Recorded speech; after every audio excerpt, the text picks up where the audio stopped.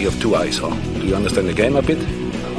Yeah, have a look. I'm not saying anything to you in particular because I know you're not too accurate with your reporting. That's what you paid so you're for. Saying I should resign. So you're saying I should resign? I think that's you should, your opinion. Is that right? That's my okay, opinion. Fine. Are you going to resign then? No, of course I'm not going to resign. I simplify things next time.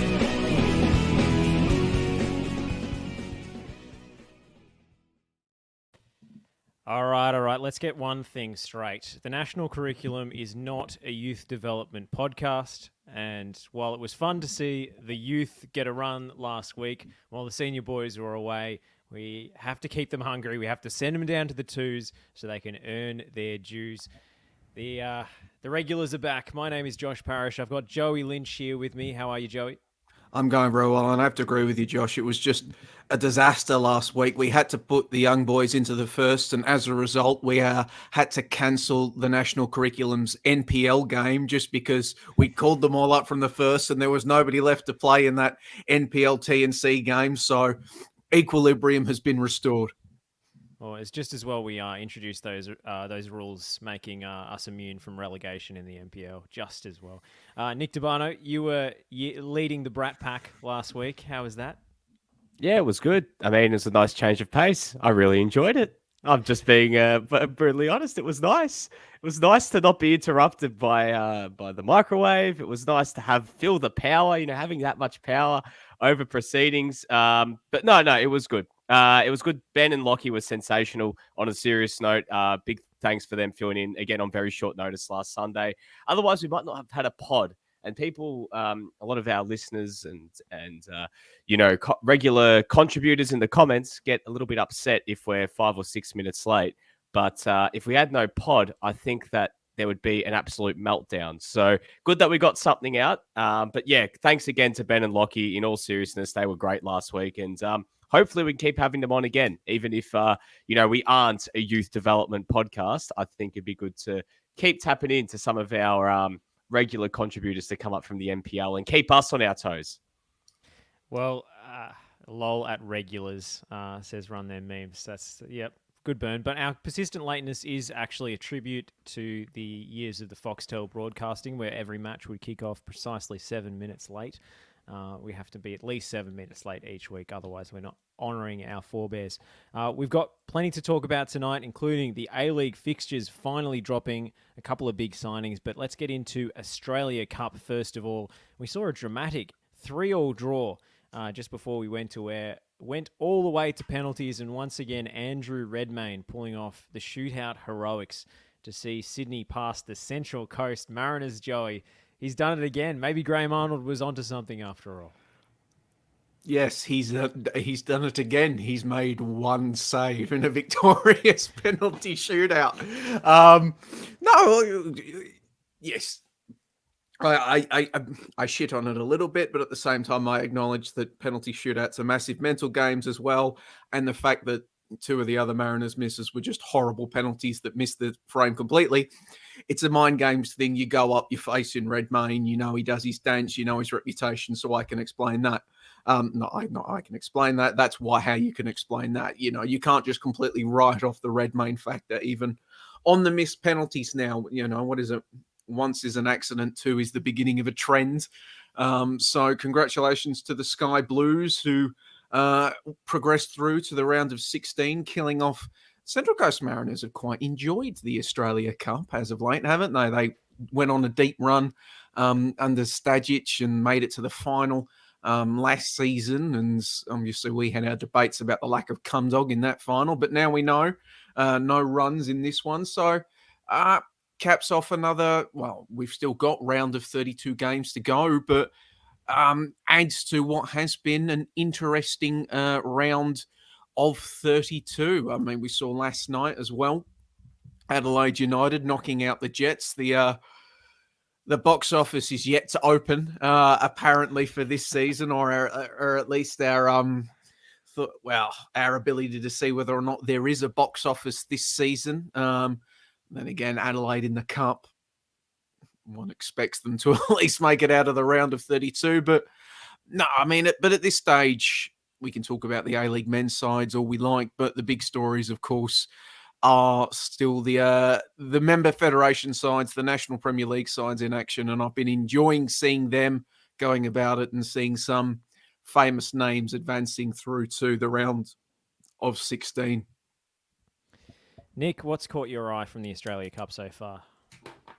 Well, I actually had a lot of fun on Wednesday. We were all there together at down at the Olympic Village for Heidelberg versus Brisbane Roar. Wasn't, I guess, for all the Victorians, well, we're all Victorian on this podcast, the result that we were hoping for, to see a bit of a cup set. The as Lockie has coined it, the cup setometer. Unfortunately, it was pinging at one point towards a potential cup set when they got one back from the spot. But unfortunately, you know, Brisbane were just too strong in the end. But it was just such a great vibe there on Wednesday night.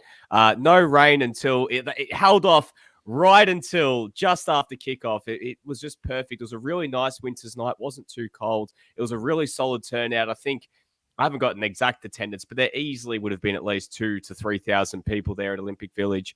And it was just a really fun night at the football. It had goals. It had entertainment. Heidelberg, for at least 10 to 15 minutes, looked like, at least at one stage, they were going to go on and do something from this game. Potentially, send it to extra time or even win the game. But from a Brisbane point of view in that game as well, I mean, we saw Charlie Austin play in a competitive game for the first time, Brisbane Roar colours. And while he may not be, whoa, geez, Joey, what in God's name happened there? You've just changed cameras midway through. You got a switcheroo going on right there. Sorry, I just got completely thrown off by that for a second. But anyways, cinematography off the charts. Yeah, Charlie Austin, I mean, for a player, probably isn't still 100% match fit. He had some really nice touches. That little flick to Akbari for the opening goal was just sensational. And he looks like he's going to have, a big impact, at least from that small sample size, in terms of what he can do when the ball's at his feet, because that some of those touches and, interplays and sort of ordering players around, he's a bit of an extra coach out on the pitch. It looks like it could be a very astute signing. But all in all, Wednesday night was great. Personally, this weekend, I've been so flat out. I haven't actually had a chance to watch any of the other games other than seeing Ibasuki's bicycle kick, which was so well called by Teo Palizzeri yesterday. That was brilliant. I didn't even know he had that in his kit bag. So, yeah, I think that was some of the things that definitely stood out. And honestly, I can't wait to see what else we've got on Tuesday and Wednesday night to round out the round of 32. Has Joey, intrigued me. We like to talk about the Victorian sides in this one. And, as I said, they are doing what they do. They are dominating and advancing through to the round of 16. I mean, disappointing, obviously, with Heidelberg, but that was more of a free hit because, as I said on the Australia Cup's Twitter Spaces, for this Australia Cup only, the Football Victoria was given an extra slot in the round of 32. So that was more of a free hit from that one. In any other year, 100% of Victorian sides would have made it through to the rounds of 16. But also, with a 100% record, though, so far, I've noticed South Australia. Obviously, Adelaide United getting the job done over the Newcastle Jets last night. But also, we've seen Adelaide City, who... Well, they dominated the game against Logan Lightning, I thought, but just couldn't score. So they ended up eking out a bit of a 1-0 win that was probably a bit more dramatic than they would have liked. And then the Modbury Jets, who spend quite a bit for a non-NPL side, particularly a non-NPL side outside of, free-spending New South Wales and Victoria, getting the job done and hammering Armidale 5-2. So South Australia, maybe it's not just Adelaide United. Maybe it's just a South Australian thing to do well in the Cup as well. Well, let's talk about Adelaide Newcastle and what is going on at Newcastle this season, because, while I think we all rate Arthur Pappas as a coach, I have to say I don't understand their recruitment one iota. Trent Bahaja and Josh Shatirio bring a lot of pace, but I'm not sure in a side that's focused on having a lot of possession and creating against set defenses, I'm not quite sure what they add. Costa Grozos continues to be given opportunity after opportunity, and I'm not sure he's up to a starting role, if I'm honest. And Brandon O'Neill, to me, doesn't seem like the kind of midfielder that's going to play the sort of high-octane football that Pappas is looking for. I don't see their recruitment as being particularly convincing, just on paper anyway, and it didn't show... they didn't show me up at all in their performance against Adelaide. I mean, I guess on the flip side, you also have to take into account the first time we saw the Newcastle Jets in action last season was in a round of 30. Well, was it a round of 32 or was it a play-in game? I think it was a play-in game actually against The Western playoff, United. yeah. Yeah. Yep, At Cardinia Park, and they didn't look like anything like the box office Jets that we would come to know and Oh, I love think in there that were green season, even though shoots there were there. hints. I really think there were They were- some Well, moments in that match. there It were wasn't hints, just and I mean, a it was Daniel obvious Pena last. wonder hit. Yeah, I was about That- to say Daniel They Pena's were absence. better. They were the better Yeah. team that game against Western United as well, I thought. But still, I mean, they bar weren't. that. They weren't at 100% that we came to No, see in that no, game, and not at so all. I think we can't write them off. But at the same time, in my roundabout way, what I was coming around to say is that I sort of agree with you, Josh, in the sense that not a lot of their recruitment has. Well, they haven't recruited the archetype of players, as you said, that one would expect from a team that plays the way that we did. We're not sure, behind the scenes, one can't figure out why that was the case. And there's always the prospect, of course, that this is a team that still doesn't have an owner. They are at the mercy of receiving their funding from a number of other A-League men's sides, as far as we are aware, unless the APL is sitting on a rather major announcement that they just haven't revealed with us all yet. But it's going to be interesting to watch them moving forward. Obviously, we ran the box office Jets meme into the ground last season, but yeah, Pena's absence, I think, is going to be a really intriguing one to see just how they fill that void. Obviously, the man shot from anywhere. He never met a look on goal that he didn't like, but he was a really good figure for them as well. And I mean, it was, there was a reason Sydney really wanted to try to bring him in, and for a time looked like they were going to bring him in until his parent club just pulled the rug out from underneath them. So yeah, I agree, Josh. It's going to be really interesting to watch them moving forward. Just one thing, Josh. I think out of all the signings they've made, I mean, the one signing I personally think is the one that sort of suits, the overarching, Papa's philosophy is that Reno Piscopo signing, and he didn't play yesterday. I mean, where does he start in this team? I mean, we have to assume that they're going to make more signings before the season starts. There's still, 2.5, well, not even 2.5 months, 2 and a bit months now until the season starts. So you get a feeling that at least in some areas, and I think there are some real gaping holes in that team that they need to sort out, that there will be some signings. Because, looking at the team that played yesterday, I mean, you could fit Piscopo anywhere across that sort of that, attacking midfield 3. You could play him where Costas Grozos, filled as a 10, or if Thurgate was playing a bit further up and Grozos was playing in that role, or you could potentially put him out wide where Sotirio or Bahagia played. But to be honest, I think they need more than just Piscopo if they're going to be able to have two players who are going to fit the Papa's philosophy. If the Jets are looking to play more off the break this season and are straying from what was such an attractive style of football and look to play a little bit more off the break, Sydney FC light kind of way, then maybe you'd understand, playing Bahagia and Sotirio out wide, just looking to bombard the wings with pace. But I don't know. There just wasn't too much to write home about when you look at that starting 11 and think, well, when you think Papa's ball and you think about personnel, are those players the right fit for what Arthur Papas wants to do? Because now there's even links to, I don't know if there's any concrete links to it with players like Callum Timmins, who is another ball. Alert.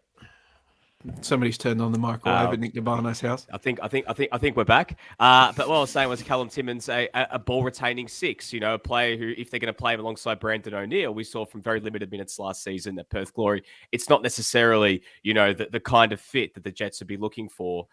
So I guess we'll just have to wait and see. I guess we'll see what they do for the remainder of this transfer window. But as Joey mentioned, they are hamstrung. So whatever they can do, I mean, the signings so far, bar the Piscopo one, I don't think are the best fit for, what the Jets are looking to do when they get on the ball and look to break. At the same time, I think we also need to give a bit of the benefit of the doubt to Papas in the sense that he did actually try to do something different last season. Like, sure, in a tide of clubs playing reactive on the break football and, actively wanting the opposition to have it, his side did something different. And I mean, we enjoyed it. And I think whilst it could be a sense of, you either die a hero or live long enough to see yourself become the villain, look at the transition that MacArthur underwent between Ante Milicic's first season of I want the ball versus his second season of that ball is toxic. Please don't give us the ball. We desperately don't want the ball. What are you doing? Oh, God. But for now, one would look at Pappas, look at his resume, look at what he's tried to do and say it's silly to write him off for all of that sort of stuff based off one Australia Cup game. No, there's. I also think they're yet to. If I could just jump in for a sec, I Sorry, think go, they're yet Josh. to address their biggest weakness, which was Central defence. Yeah, the central defenders. They're still starting Matt Yerman and Jordan Elsey, which is totally incongruent with the style of football they're attempting to play. And the amount of times they gave the ball away just because their central defenders weren't confident enough on it last season. They shot themselves in the foot so many times. Maybe Mark Natter can come in and play a role. I think he's a little bit more adventurous in possession, but I haven't seen enough of him to really call it one way or another. But I still think they're yet to address a gaping hole in the centre of defence, and they look to be persisting with two veterans, yes, but two players with skill sets that don't exactly line up with the style of football we assume Arthur Pappas is going to try and roll out again. Although at least they're starting their best goalkeeper, it looks like, from the game last night. Big Mike. He actually made one fantastic Made a really save. good save, Mike Weir, yeah. Antonis saying Arthur Pappas is silencing the media via microwave, which is a canny strategy. Did you want to jump in, Nick? No, I was just going to say, I mean, Joe, I wouldn't say we're writing off the Jets at all, just in terms of what they've done this offseason hasn't really suggested they're going to be any better. And the signings they've brought in, bar maybe Piscopo and Josh, as you mentioned, maybe someone like Mark Natter might see an opportunity at some point to fill that, gaping hole in the heart of defense. There hasn't really been anything to write home about because, as much as Joshua Sotirio scored a lot of goals last season, I think he was Wellington's top goal scorer last year. He's a player who thrives best when teams don't have the ball, as does Trent Bahaja. We've seen Trent Bahaja, not just at Sydney, but at the Mariners be that same player who's very good when the ball is in transition because he's so quick. So yeah, that's sort of the one takeaway, but we'll see what happens when the season rolls around. They've still got 2 more months of preseason, 2 more months to sign players. Curious to see what they're like when they're at full tilt and if they make some more, upgrades in certain areas. I want to talk a little bit about Adelaide before we move on. Ibasuki got the headlines with his overhead kick, but for me, the story of this game was the first half performance of Zach Clough and how he actually looks a serious player. I was impressed. He seemed to fade out quite quickly. I'm not sure if the fitness level is there, but it seems like they have brought in some quality there, and he was playing in a more advanced position. I liked what I saw from him. I was disappointed that Bernardo didn't start, but them's the breaks with Carl Viet, I suppose. And yes, I'm saying Viet this season. I'm fixing that now. And Louis Dorigo, I thought, played really well at the base of midfield as well. Yeah, just a small point on Zach Clough. I think one thing to keep in mind, as much as the 6 months or 5 months he played towards the end of last season weren't necessarily inspiring, he did come to Adelaide very unfit. So maybe a full preseason under his belt, becoming a bit more accustomed to things down here, settling in a little bit more, getting his body up to scratch. Maybe we'll see him take another step. But I think yesterday there were a lot of positive signs heading in that trajectory, Josh. So hopefully more of the same from Clough as this tournament progresses and going into next season. Happy to move on, gents? Sure. Let's do it. Well, I'll just quickly, we should also mention the other A-League men's side. MacArthur kicked the shit out of Magpies Crusaders. What is it? McKay and Whitsunday's Magpies Crusaders United. Yeah. Best name and best crest in Australian football now that For Open sure. Cannons have abandoned the clip art. Magpies Crusaders are still waving the flag for NAF MPL crests. Yeah, but obviously, as I said, the Bulls kicked the shit out of them in their last game. 6-0 win, never in any danger. Took advantage of a horrific error from the goalkeeper in the opening exchanges to take the lead. So I guess with the Bulls, seeing how Dwight York... Dwight York now has his first win as a competitive manager. There you go. Dwight York is now 1 win, 1 draw, and 1 defeat as a footballing manager heading into his first A-League men's season. But yeah, not going to take a little while yet before we figure out exactly is he a phenom, a savant when it comes to coaching, or what the Bulls will look like heading into this season with their own rather eclectic mix of recruiting that we have touched on this show in the past. Well, aside from, I suppose, Modbury Jets, who, when you look at the quality in their squad, probably wasn't such an upset, but are from a lower division. Aside from that, the round of 32 virtually went chalk in terms of who you would expect to win all of these games. I mean, the all A-League affairs early in the season are kind of hard to pick. I think it's worth remarking on Sydney FC today, abandoning the 4-2-2 column formation and going to a 4-3-3. Do my eyes deceive me? Is Steve Corica growing his hair out and becoming his own man? You're just trying to attract Evan with that comment. I mean, but potentially. I mean, it's good that he's trying something new, but is he doing it out of necessity because they don't have the cattle right now? Because they've got a lot of players that they haven't signed. They got, they've got a very small squad bar the NPL guys that they've brought in. Like, we saw Jaden Kachowski coming off the bench today and scoring a penalty. Lucas Smith. We saw Jake Girdwood Rake, as well as Oscar James.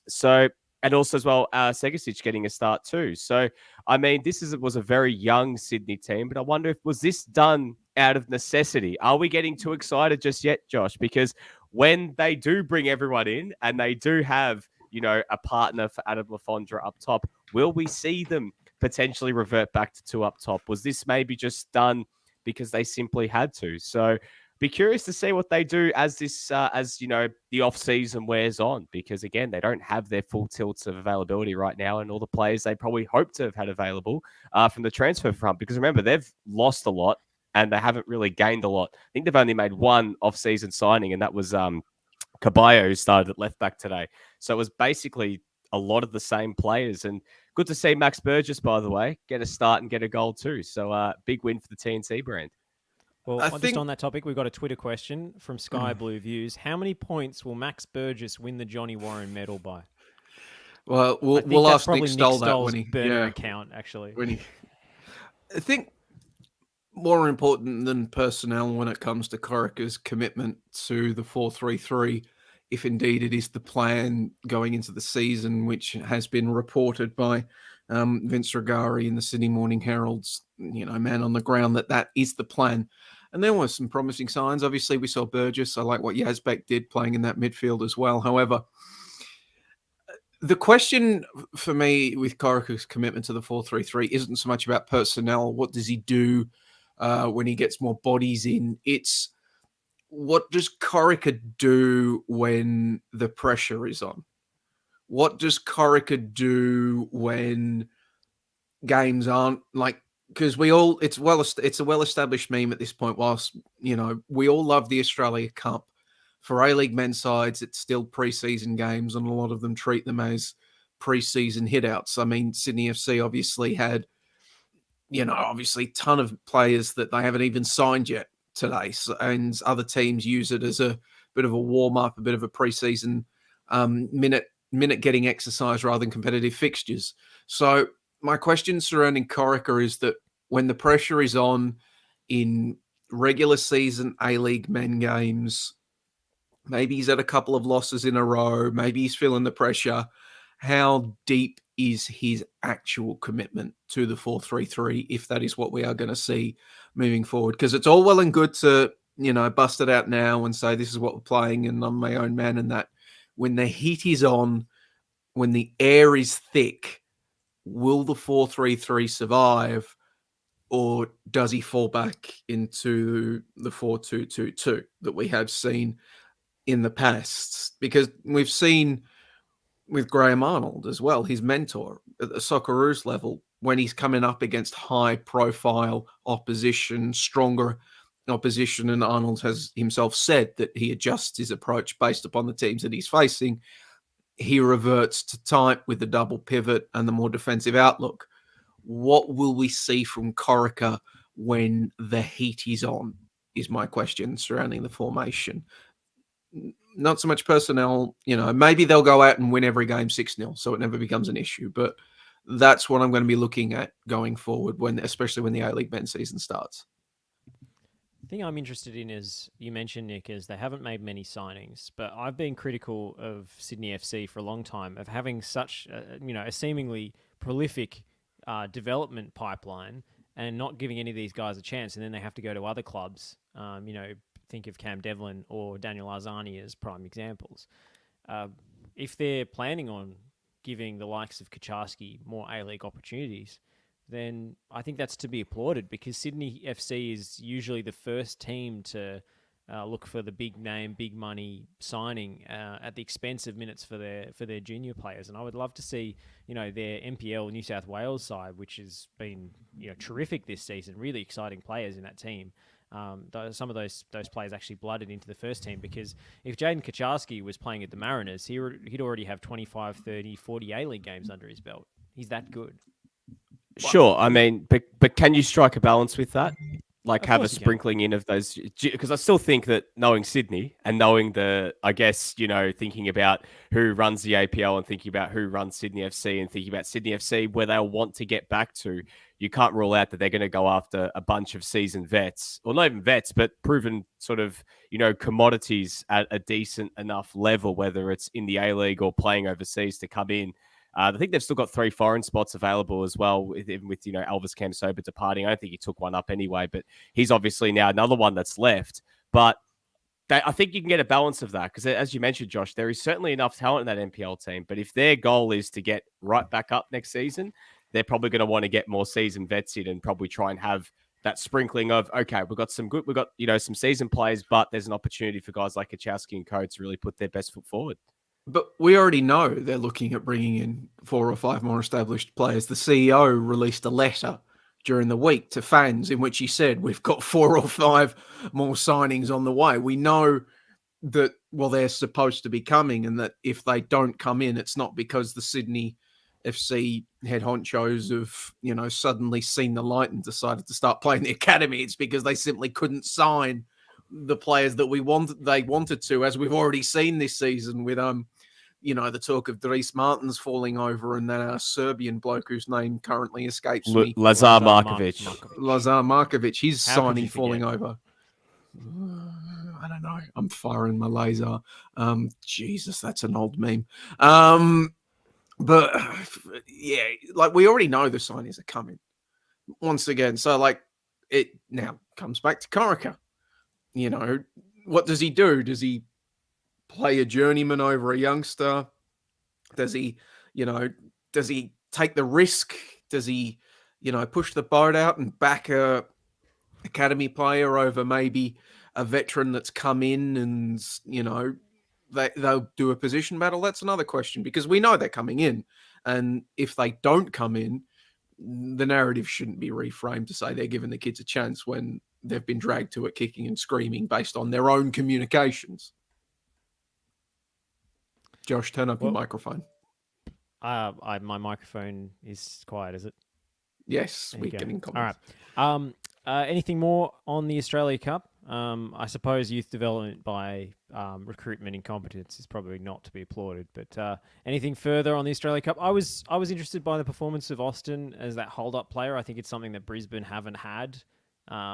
Last season, they were just so clearly lacking a focal point. And even if he scores 0 goals this season, if he can just hold the ball up and help play in the attacking midfield players and the wingers, I think that's a win for Brisbane. That's an improvement. Of course, we hope he scores heaps of goals, but I was impressed by that dynamic of his play, especially the way he teed up Akbari for the first.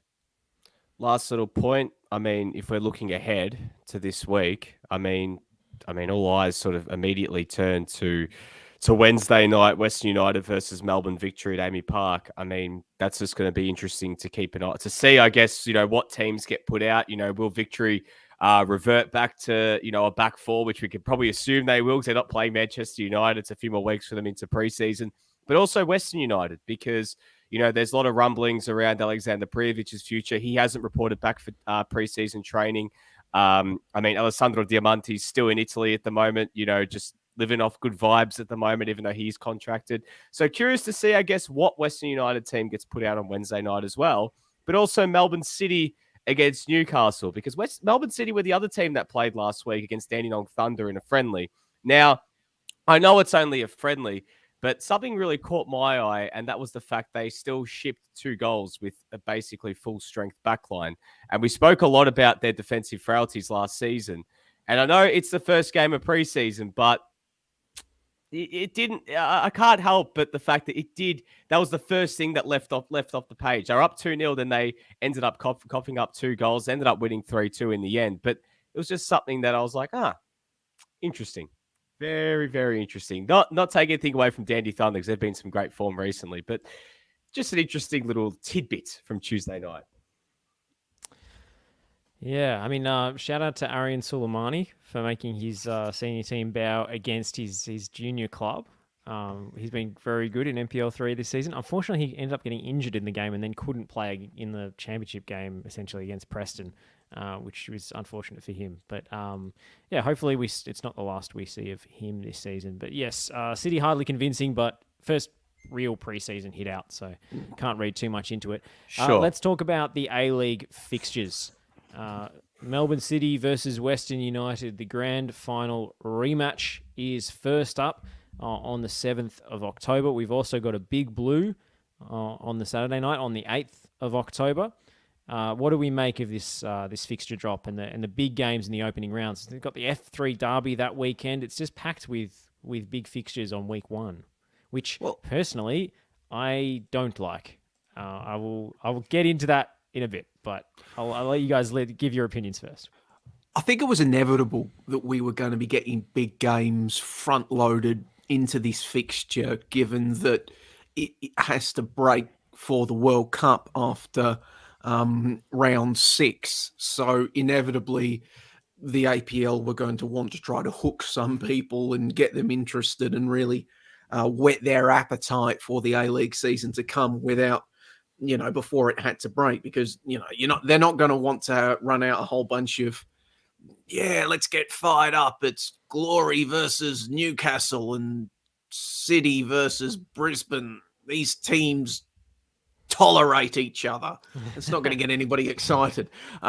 These teams straight up don't mind each other. Yes. Well, what's the line? The Titans of Melbourne City versus the Giants of Newcastle Jets, making them both look comparatively normal-sized. So I think it was inevitable that we were going to get the big games early on. Obviously, I think we can come back to and swivel back to a conversation surrounding the abandonment of the dual kickoff Saturday night primetime games, but I haven't seen this talked about, and apologies if it has been tweeted out and discussed previously, and I just haven't been paying attention. But when it came out, I went down and looked at round 26, and we're not getting simultaneous kickoffs in the final round of the season. I know that was a big talking point heading into the concluding round of the last season, given that we entered it with Melbourne City, Western United, and Melbourne Victory all potentially winning the premiership. Well, looking at round 26, we've got City against the Wanderers on the 28th. We've got 4 games on the 29th. And then we've got Macarthur playing Wellington Phoenix on the 30th. And those games on the Saturday, which I'm assuming the 29th of April is, I haven't double-checked that, they're all staggered throughout the day.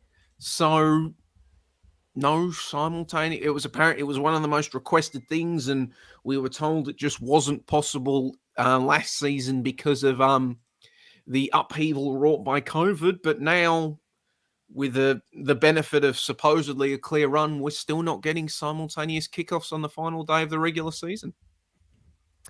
Yeah, I mean, looking at it now, Joey, I didn't personally go look at the final game of the round of the season, but now that you've brought it, I guess, to all our attention, there is one lot of simultaneous kickoffs at 5 p.m. on the Saturday between Sydney and the Jets and Adelaide versus the Mariners. But I think that is a little bit disappointing that we haven't gotten that.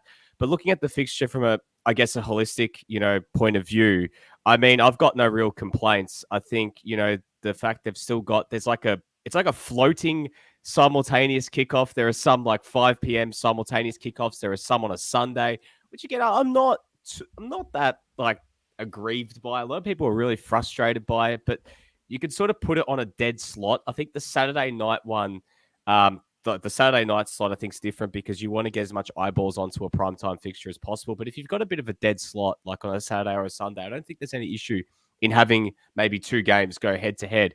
But Josh, I disagree with your point and that you're going to go with that. There are a lot of big games in round one. I don't mind it at all. I actually like that you start with a bit of a bang, but you start with enough of a bang, but not the entire thing. You blow the bloody doors off, but you don't blow up the entire car because you've got enough spice without, throwing the kitchen proverbial into round one. We don't have a Melbourne derby and a Sydney derby straight away as well. Because if they went, Victory City, Sydney versus Western Sydney, F3 derby, whatever else you want to throw in there, then it's looking like, all right, then you're giving up everything away in the first week. With here, you've got enough games here that I think, you got the Big Blue on the Saturday. I think that's a great way to open up the new Allianz Stadium as well. I think you need a big game to get as many people in for that first game back at, Sydney FC's home ground, or the refurbished, rebuilt home ground.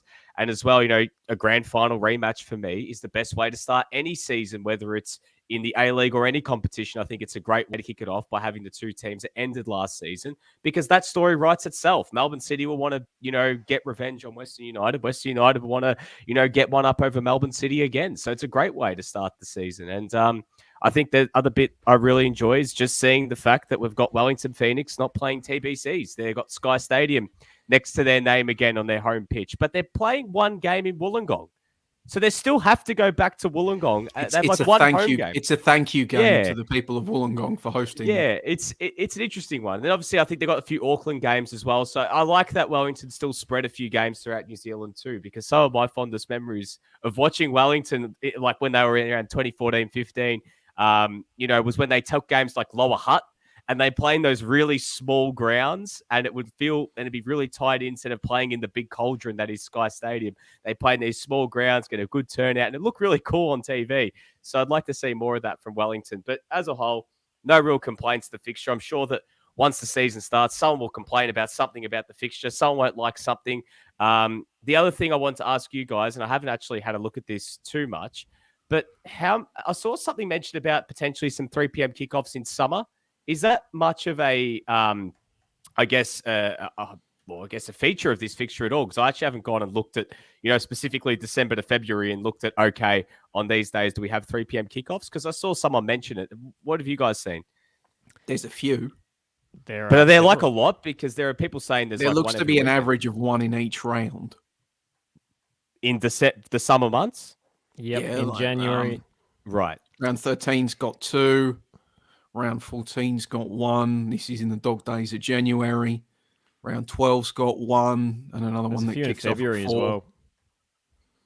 Yeah. There's one a weekend, essentially. Yeah, yeah. And I can't... we're going to get games either postponed due to heat or massively affected by heat. It's just a feature of... It's a summer sport in Australia. It is apparently the most economical model for the game to be a summer sport. All that clear air that gets left behind, and definitely not filled by cricket and off-season AFL and NRL. It's going to be a feature. It's going to happen. Apparently, the decision has been made that it's worth having the 3 p.m. kickoffs instead of simultaneous primetime kickoffs.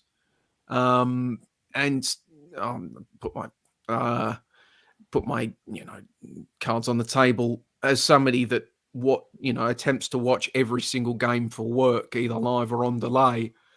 7 p.m. kickoff times, it's my job. So, I probably wasn't as affected by the 7 p.m. kickoff times as much of the general fans. But from what I can tell, the 7 p.m. kickoffs were the dual 7 p.m. kickoffs or whatever they were quite universally derided. The 7:45 kickoffs, what am I talking about? That they were universally derided by the fans. So I can see why they were taken out. And obviously now the hope just has to be, we do have, as part of the CBA, we do have allowances put in place for the postponement of games. One would just have to hope that the APL, as part of their agility lessons and the like from the past couple of seasons, will actually get on the front foot with the forecasts and be proactive in moving games and postponing games if they are needed, with sufficient time for fans to make alternative plans, specifically fans travelling. We saw on a few occasions, I remember a game between Brisbane Roar and Melbourne Victory. That one was postponed morning of, and a number of Victory fans had already flown up. We need to be making sure that if there aren't games being moved because of heat, we're avoiding situations like that, because quite frankly, the A-Leagues don't have enough loyal fans, travelling fans left to alienate. You mentioned that someone's going to complain about the fixture list. Nick, let that person be me. We got 2 derbies and a grand final rematch the first week, and then the fixture list is completely barren of narrative until round 6, where we have 2 more derbies, the Victory Adelaide and Sydney derby. I like to have one real storyline game every weekend, and then you have something to build up to from a media perspective and something to get people excited about and to shine a spotlight on that fixture. So given that we've got 3 in round 1 and 2 in round 6, couldn't you space that out over the first 6 rounds and have We've one got a Melbourne big derby game? in round 3, Josh. Okay, well, still, I still think it's not spaced out enough. Fair enough. Apologies, I missed that. But also, like, the scheduling games at 3 p.m. in January and February is just asking for cancellations and postponements. Why are we setting ourselves up to fail? You know, the simultaneous kickoffs were only unpopular because they didn't make the most of it from a broadcast perspective. We were promised that we were going to be throwing between games for exciting moments, and that was barely used. We got a tiny bit of picture-in-picture. You know, the reason it works in the Premier League is because they have a dedicated feed, which is the Goal Rush, and it jumps around to different games while they have a feature game as a default. They didn't create that product for TV properly. It was a token thing that was, I guess, rolled into all the technical problems that they were having with Paramount Plus and so forth. And I know having simultaneous kickoffs is a strain on broadcast resources, but I still think it had massive potential, and it just wasn't. The execution wasn't right. And I think it could have been a really exciting feature of what you could put to free-to-air to show what's going on around the grounds. But, in some ways we can't win, because if we don't want simultaneous 7:45 p.m. kickoffs, and we don't want 3 p.m. kickoffs, and no one wants to go to a game on late on a Sunday night because it's a workday tomorrow, there's nowhere to put the games. So I think, given that we play in the summer, simultaneous kickoffs at night in prime time were the best solution. And from a broadcast perspective, it just wasn't executed properly. And mostly the people complaining about it were the super invested A-League fans that are trying to watch every game, or journalists. And that's a tiny subset of the audience that you're actually going for. I didn't care. I was going to watch the games anyway. Josh, can I just say, I think the way you can do it as well with simultaneous kickoffs is you don't need to start them at the same time either. You can stagger them.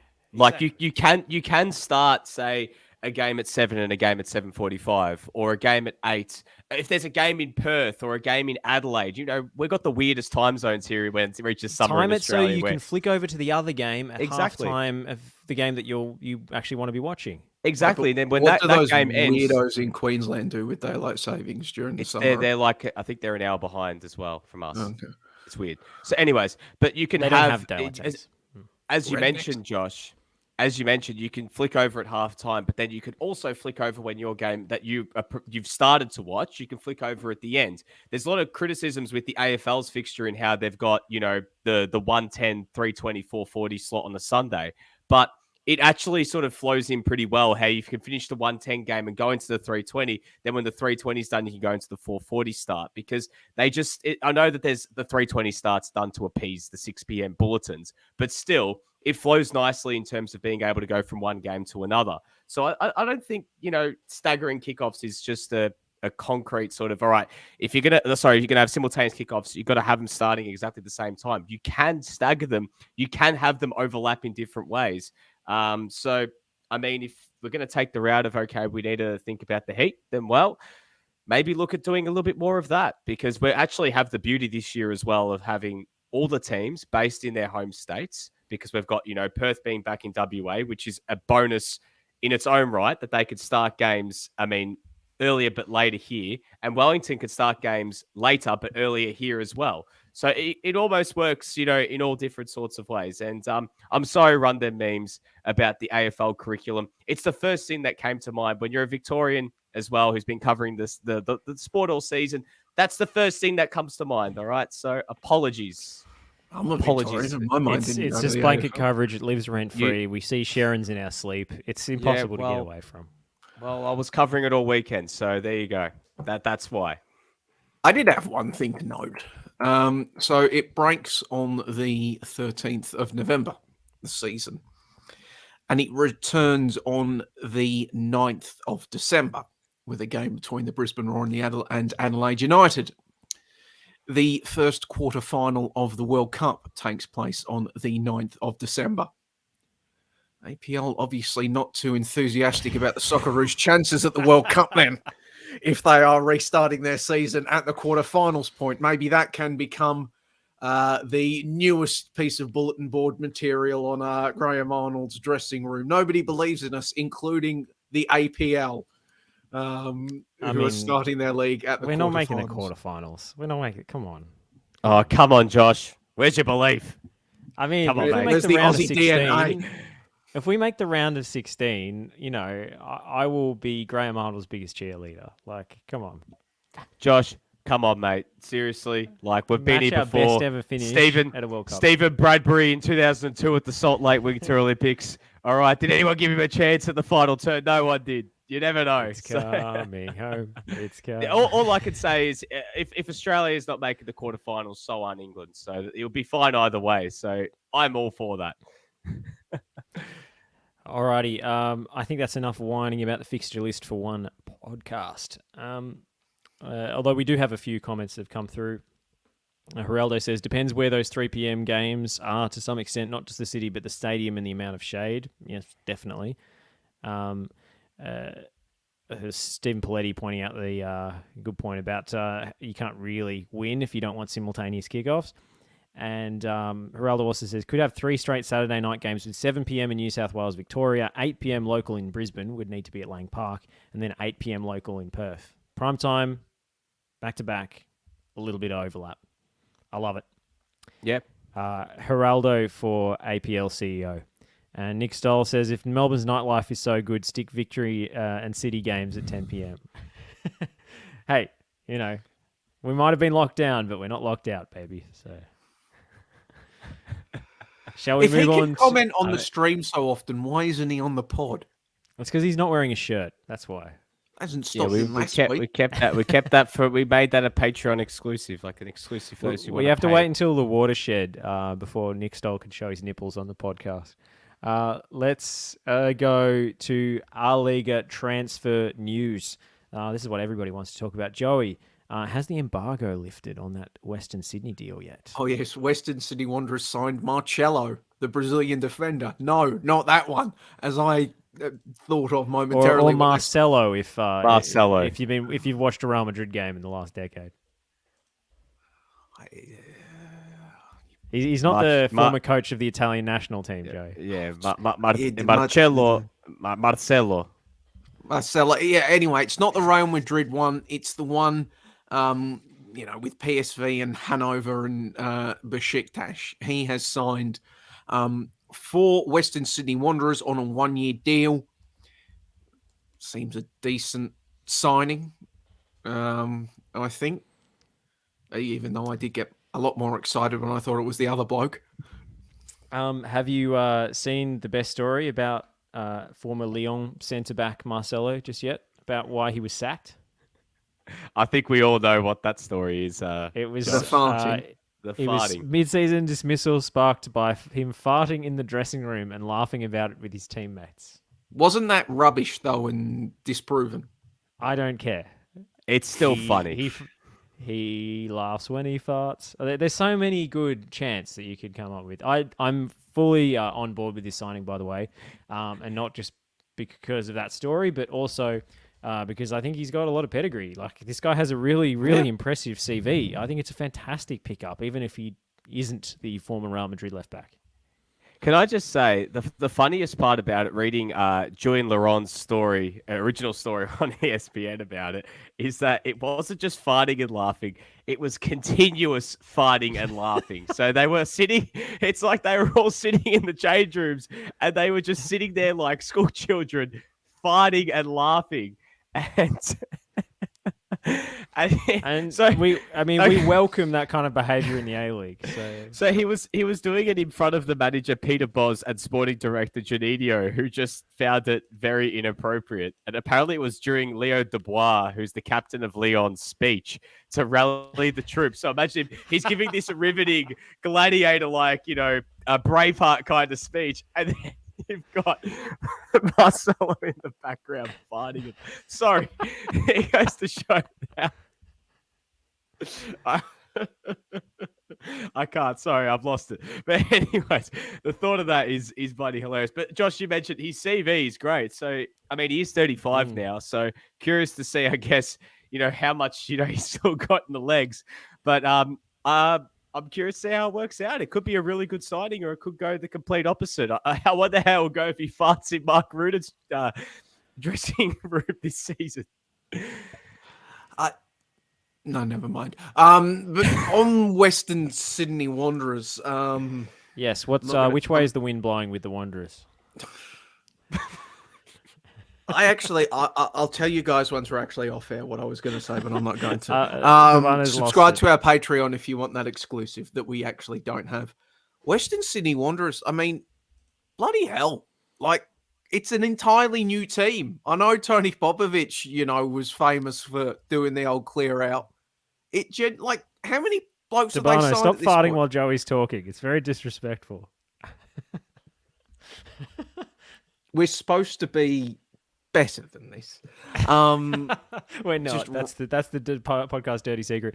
We shouldn't have done this material in the first hour. Sorry, that's breaking our rule.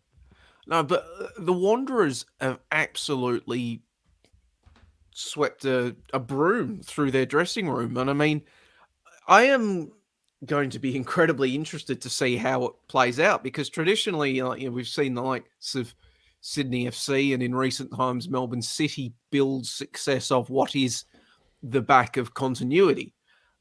But then again, Western United just put the broom through the dressing room in the after Mark Rudan left and Aloisi came in and they won a championship last season. So I am perplexed about what we are going to see from the Western Sydney Wanderers. Of course, earlier this week, they also announced Brandon Borrello has returned from Germany to sign with the Western Sydney Wanderers. Looks a fantastic signing on paper.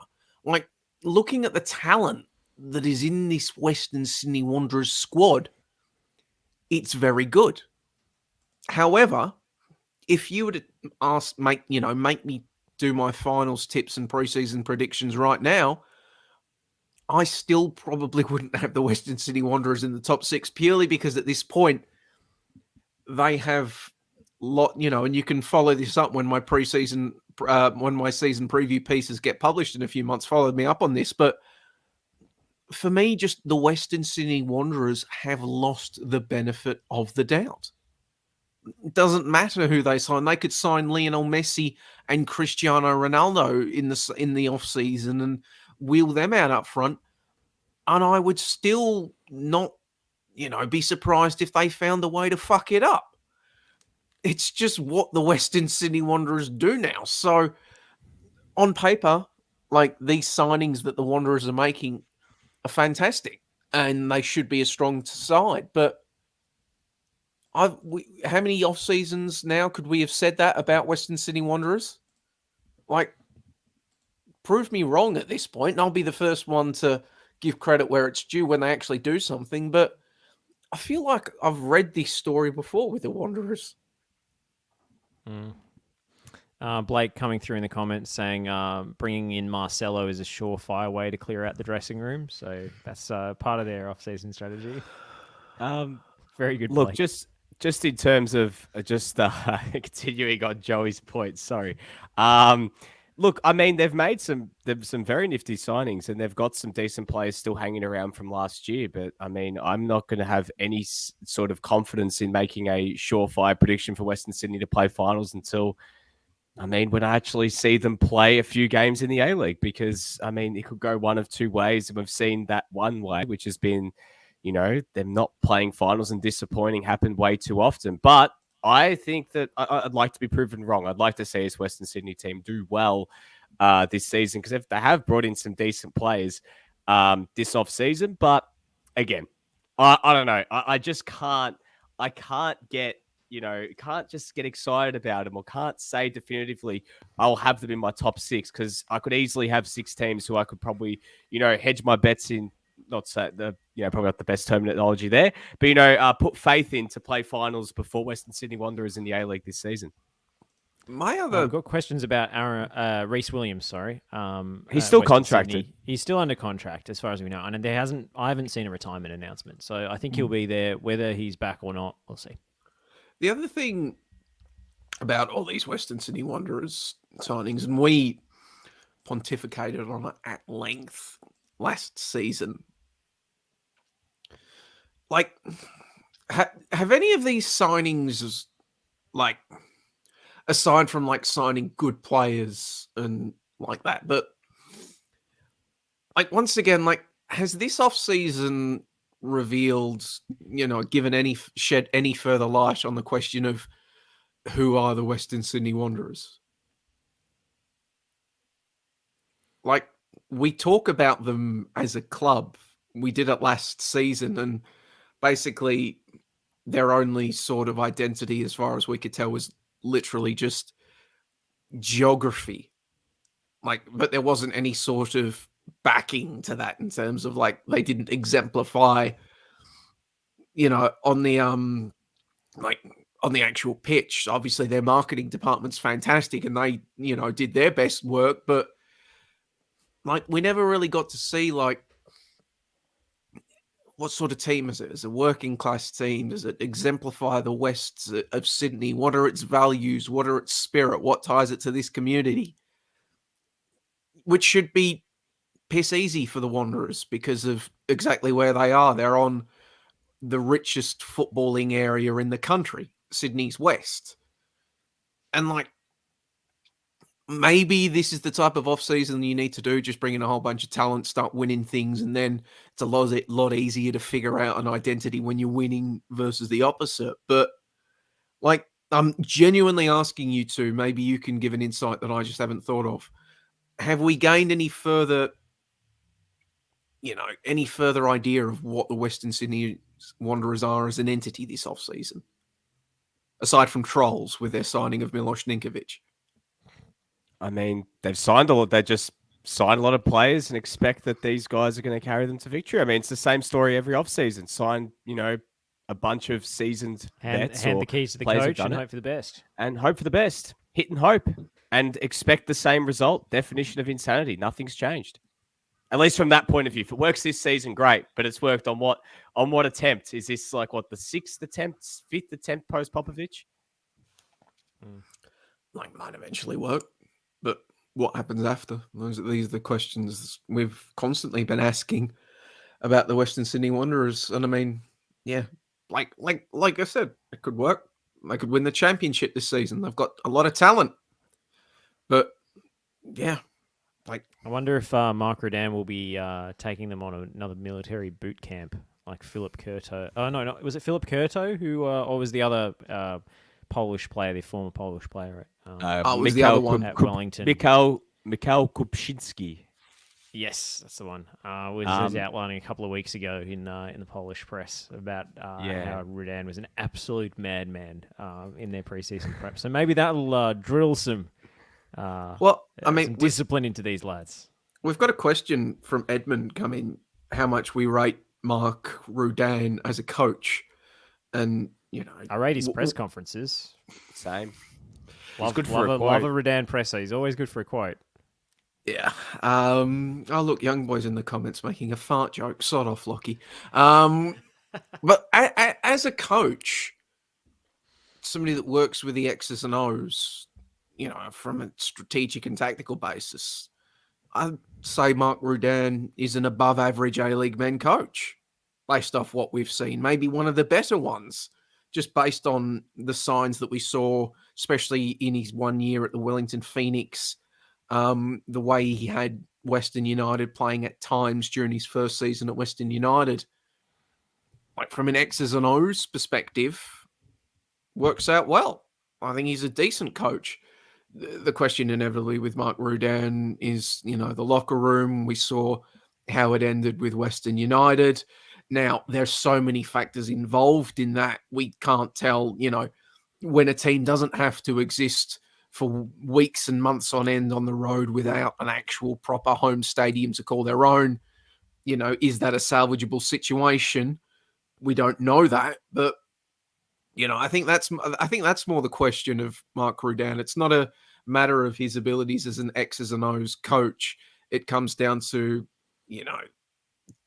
dynamics in the dressing room and the type of players that he ends up trusting and deploying. Because we even saw at times with the Wanderers last season, some of his, he rolled with Petratos a lot, Troisi a lot when they really weren't adding much to the team. And I was just wondering why. But maybe I'm wrong. What do you guys think? I mean, I think he's an okay coach, X's and O's wise. I don't think he's spectacular. I don't think he's unspectacular. I think he's okay. I mean, but it has as you mentioned, Joey, how much does the other stuff outweigh in terms of all the rumored rifts and everything else that happened at Western United? How much does that eventually come to the fore?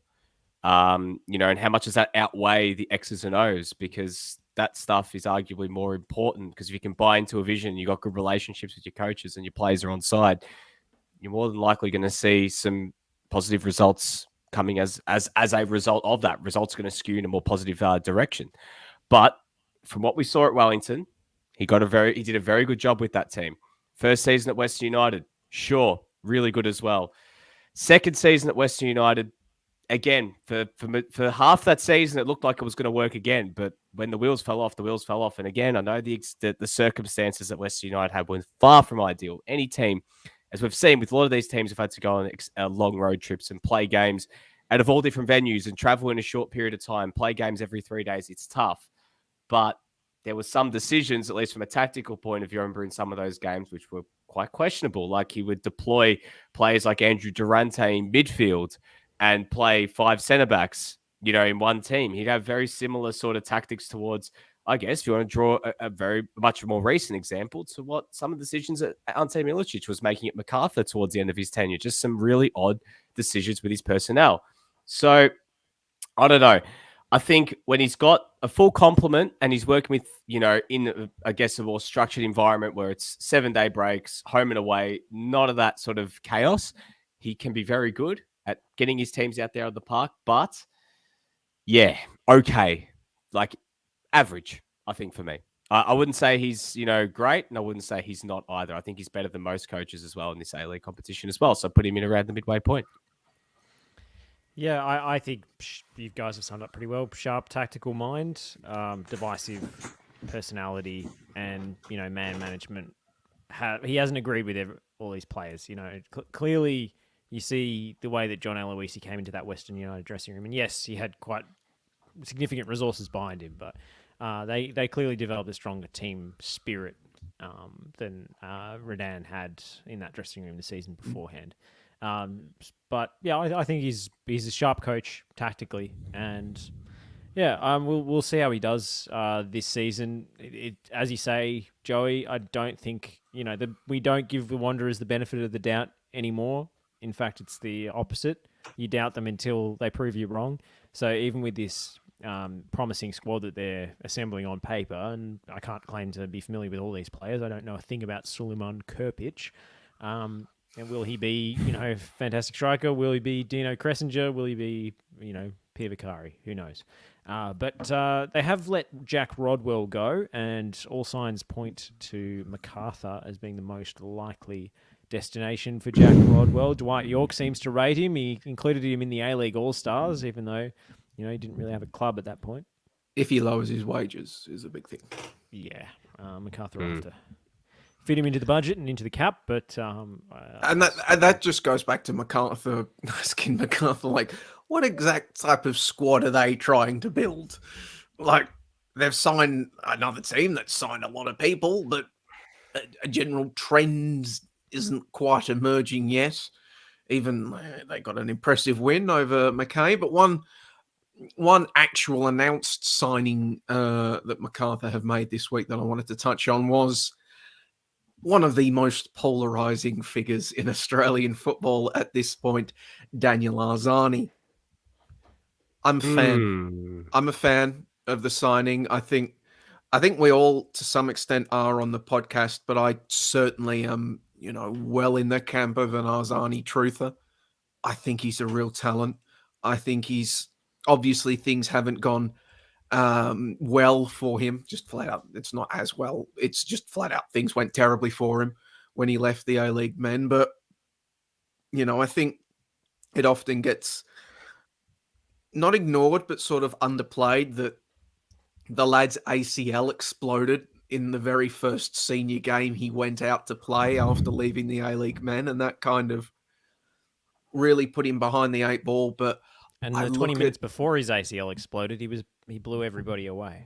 Yeah, like I look at what Daniel Arzani is capable of. I look at what Daniel Arzani did in the A-League men, and what he was doing in the A-League men before he left. He wasn't just popping up with a wunderbar goal and everybody's like, oh my god, he's amazing, just because he was running games for Melbourne City before he left. And what's even more impressive, he was running games for Melbourne City. Like, you call Carl Veer the human handbrake, Josh. What does that make Warren Joyce? Like, the human anchor. Anchor, just like we talk about playing multiple centre backs. Like, that was what Joyce. What are those things that fall down in cartoons? The really heavy things. Anvil. I think he's an anvil. Just pick your superlative. That was Warren Joyce's system. Joyce Ball had City fans despairing, and Arzani was managing to excel and flourish and bring this electricity and excitement working within those parameters. He had Richie Delat up front, a right back. So he was doing all that. I see that.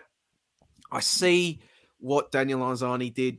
To use a more recent example, watching Daniel Arzani at the Olympics, like I was particularly that game against Egypt during that about 15, 20-minute period where it was him and Marco Tilio on the pitch before J. Rich Begaloo got thrown up as the number 9 by Arnie.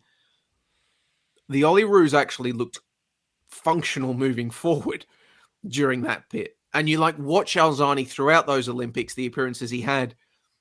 He was one of the Olyroos' best players on the pitch, even undercooked and underdone as he was coming into that tournament. So I look at Arzani. If Arzani can get regular minutes, play regularly under Dwight York, under a coach that just lets Daniel Arzani be Daniel Arzani, this happens with all young players, but it especially happens with Daniel Arzani just because his weaknesses are just as pronounced just as much as his strengths. The bloke, whenever I saw Daniel Arzani, he just couldn't run out 90 minutes.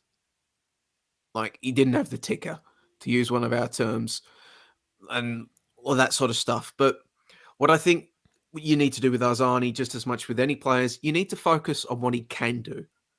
What can Daniel Arzani bring my team? He's willing to take a man on. He's willing to take risks. He's willing to force the issue and not just wait for the opposition to make a mistake and react. How do I use that in my team? How do I maximize his strengths whilst minimizing his weaknesses? It shouldn't, as much with Daniel Arzani, as much as it should be with any young player. Stop trying to judge a fish on how good it can climb a tree. Get the fish to swim and maximize that, and don't ask it to climb a tree. That's what I'm thinking with Arzani. So if Arzani can get minutes, I genuinely believe he has the ability to turn his team around. Nick, did you want to jump in, or Yeah. shall I? I mean, Joey, you summed it up in your soliloquy about Arzani. I mean, he's that guy. Like, I think that this is a good move for him, and I think it's just key that he gets games and he plays, because he hasn't played football much for the past 4 years, and I think that's the most important part. And if Dwight York can, give him the scope to be Daniel Arzani and be that guy who can essentially win a game off his own boot when he's up and going, it's only going to be a benefit for not only MacArthur, but for the Socceroos going forward. Because yes, I am talking Socceroos with Daniel Arzani, because when Daniel Arzani is fit and firing, he's arguably Australia's most talented player. And people seem to forget that. I remember seeing some takes of some people thinking that he was already washed. If you could be washed at 23 years of age, then I don't know where people are pulling washed from, because that's a very, very, very big term to throw out at someone who is still in the early stages of his career and has come off, as Joey mentioned, a terrible ACL injury now. Obviously, it's been over 3 years, but he's never really bounced back from that because he just hasn't played. And now he gets that opportunity to do it. If he comes out this season, he puts together a sensational season, he'll be, I'm telling you, you guys can remember this, he'll be right back in the mix for that 2023 Asian Cup squad, which certainly I think he could definitely fit in. He could definitely be a bolter. I think the World Cup might be a bridge too soon, even if he put together a month of, incredible football and, wowed us with these incredible performances week in, week out. But in saying that, the guy is Australia's most talented player right now on natural ability. And if he gets going and he puts together a brilliant season for MacArthur, I think MacArthur are going to have a tough time to retain him, as much as I think it'd be good for him to stick around for the entirety of his contract. But also, I think the sky's still the limit for him. So, you know what, alongside Ulysses Davila, hopefully when Ulysses feels like the right time for him to return to football action, and Danny De Silva as well, they've got some decent options in around that, attacking midfield, trident in behind, whether it's Anthony Carter or whoever leads the line for MacArthur this season. So I'm actually looking forward to seeing how that works out and how Dwight York deploys them. I mean, it's interesting with Arzani about how we almost lost him to Iran. Interesting, Nick Dabano. How would you compare Daniel Arzani's natural talent to Christian Volpato's? Can we stop making this? Clamor. Can we just stop making this thing? I'm just not going to respond.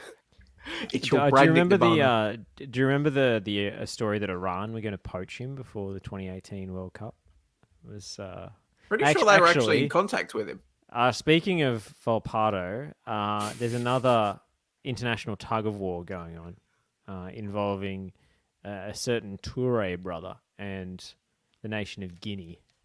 Do we put much stock in this rumor? All right.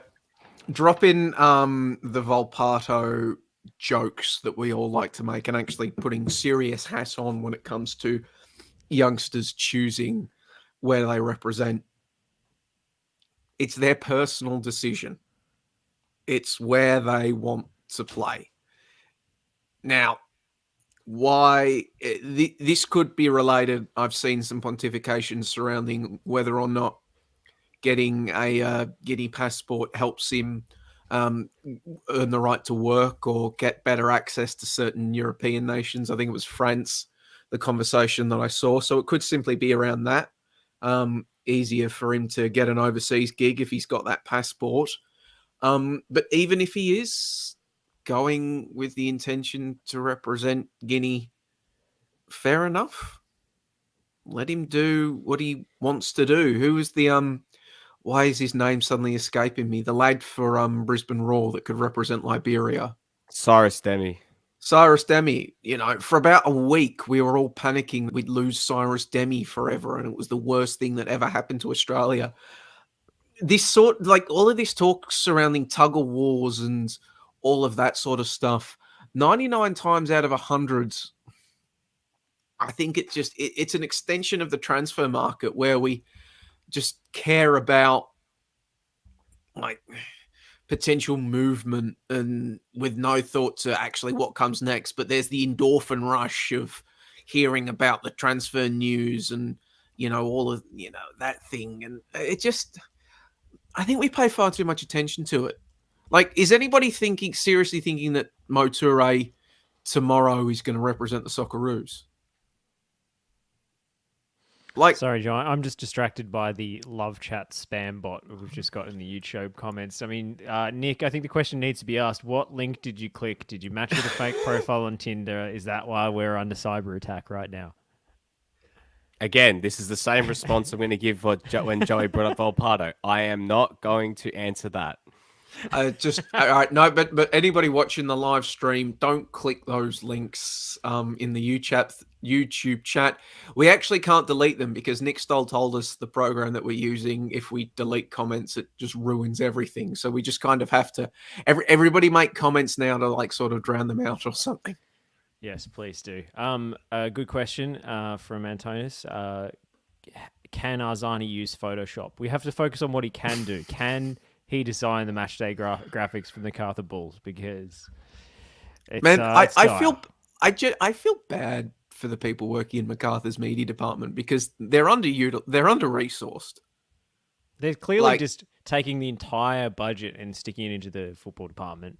And, They're under resourced, and I don't think the person making these graphics was actually hired to make the graphics. So, like, I feel bad for them. Like, they get dunked on endlessly, and it's like, yeah, I feel bad for them because if I'm correct in my thinking, they're massively overworked, almost certainly underpaid, and doing something they weren't that isn't in their skill set. Like, it's funny, but I also feel bad. Yeah, look, I think it's like a media team of two over there, and shout out to the guys at MacArthur. They're working with very little, and they're trying to make lemonade from very little amount of lemons. I know graphic design might not be their thing, but what can you do? If that's the hand you've been dealt, that's the hand you've been dealt. So I don't know. Obviously, they've got to get better. Obviously, hopefully, eventually, they'll be able to get someone on board who might be able to be more proficient in Photoshop. And I think when you look at the weekly images we use to advertise our podcast, we're in a glass house and we should not be throwing stones.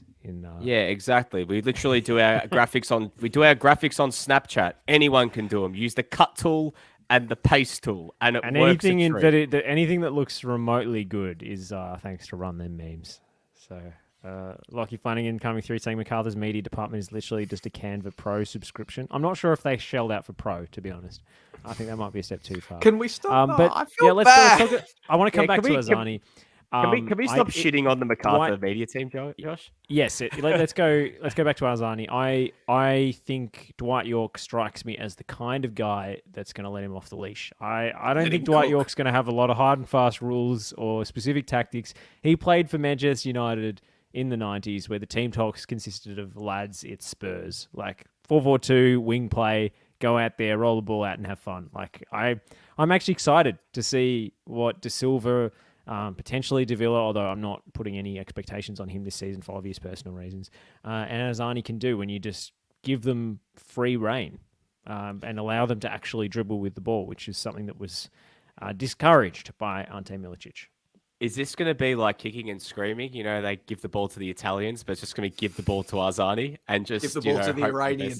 Yeah, and just let Arzani just cook and just do what he pleases. Dwight York just says, here's the ball, go, son. Everyone move out of the way. Let him take them all on. He tells him before he subs him on, like Harry Redknapp with before Roman Pavlyuchenko scored that hat trick against Liverpool, I think it was. His advice before he subbed him on was just run about a bit. And he's got a hat trick. So, I don't think we need to, reinvent the wheel or overthink things sometimes. Just let creative players do they thing. Ben Smith saying he clicked on the comment that we told him not to, and it showed a shirtless picture of Stoll. So I think we know who to blame for this spam bob invasion. It's not Nick Dabano's Tinder activity. It's Nick Stoll's selfies. These Tinder gags need to die, mate. Like, seriously. Yeah, like I need to inform the comments. Yeah, the Tinder gags around Nick Dabano really need to end. He's on Hinge now. Make jokes around that. The one day that I come around and say to you guys that I have a partner, You guys, like, if they go back and listen to Bring these her on the podcasts, show. Bring her on the they- show. they go My back- partner's she- been on the show. she- Freya's a yeah, main character well, on TNC. She goes back and listens to the podcast. She's gonna think she's gonna be like, Nick, what the hell were you doing for so long? Like, Jesus Christ, So that just please, let's end this. Tinder, Hinge, Bumble, whatever. Just end. Over. I'm not sure how they could resist your charms. As we discovered after the grand final, Nick, you who is known by the ladies as a blue tick Nick. Actually, he's as Ben Smith has said, he's nicked a bumble. Oh. Someone roll the mud order. You got to bring this up.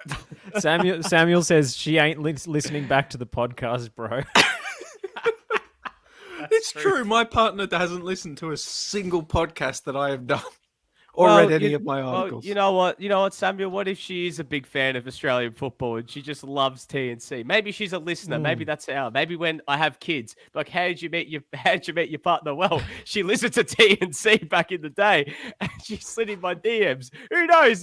This stuff happens. Is this a desperate cry for listeners to slide into your DMs, Nick? Definitely not. Definitely not. So just stop, okay? Just leave me alone. I've had enough. All right. It's 9:00 on a Sunday. I'm tired. You're bullying me. I'm over this.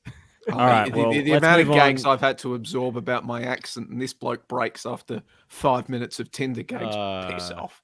It's been 9 months of Tinder gags. Let's move on to Aussies Abroad. Which club will be swiping right on Mas Luongo? A-Liga in the comments saying his trial at Reading has gone quiet. Might not be getting a contract there. Could you see him back on Australian shores? I think that he should stay in Europe, and I have a potential destination for him. And Josh, this is very much on brand, but if we're looking at championship clubs who actually need to sign a midfielder, and we're actually rumoured to be looking at him, Wigan Athletic. Wigan need a midfielder. They've got like 2 fit midfielders at the moment. So they just got promoted. You know what? So he can continue the historical trend of underappreciated Australian midfielders at the lads. Josip Skoko, underappreciated Aussie as well. John Filan, the goalkeeper. Callum Elder burst onto the scene at Wigan as well. Chris Hurd as well played for Wigan. So you know what? Like, if Wigan need to sign a midfielder, they should actually go and sign Mas Luongo. Wouldn't be a bad destination for him. But in terms of A-League, look, I reckon if you're an A-League club looking for a midfielder, and there are a lot of A-League clubs you could say they definitely need a midfielder, they should be at least inquiring. I don't see the harm in at least asking. As usual, our commenters are funnier than us. Antonis says he's a 10, but he tries to convince you that Balotelli is a 9 on the NRI scale. -2. And Torres pointing out that availability is indeed the best ability, especially in Nick's case.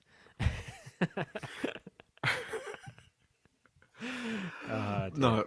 Looking at the Aussies abroad, though, I mean, it is now the time when the leagues around Europe are commencing their seasons. Exciting town for all. I have to note that mighty Carlisle United were getting a win on the opening day of the season, 1-0 over Crawley Town, which obviously means that we're going up, and this is the start of a magnificent 4-year cycle that ends with us winning the Premier League in 2026.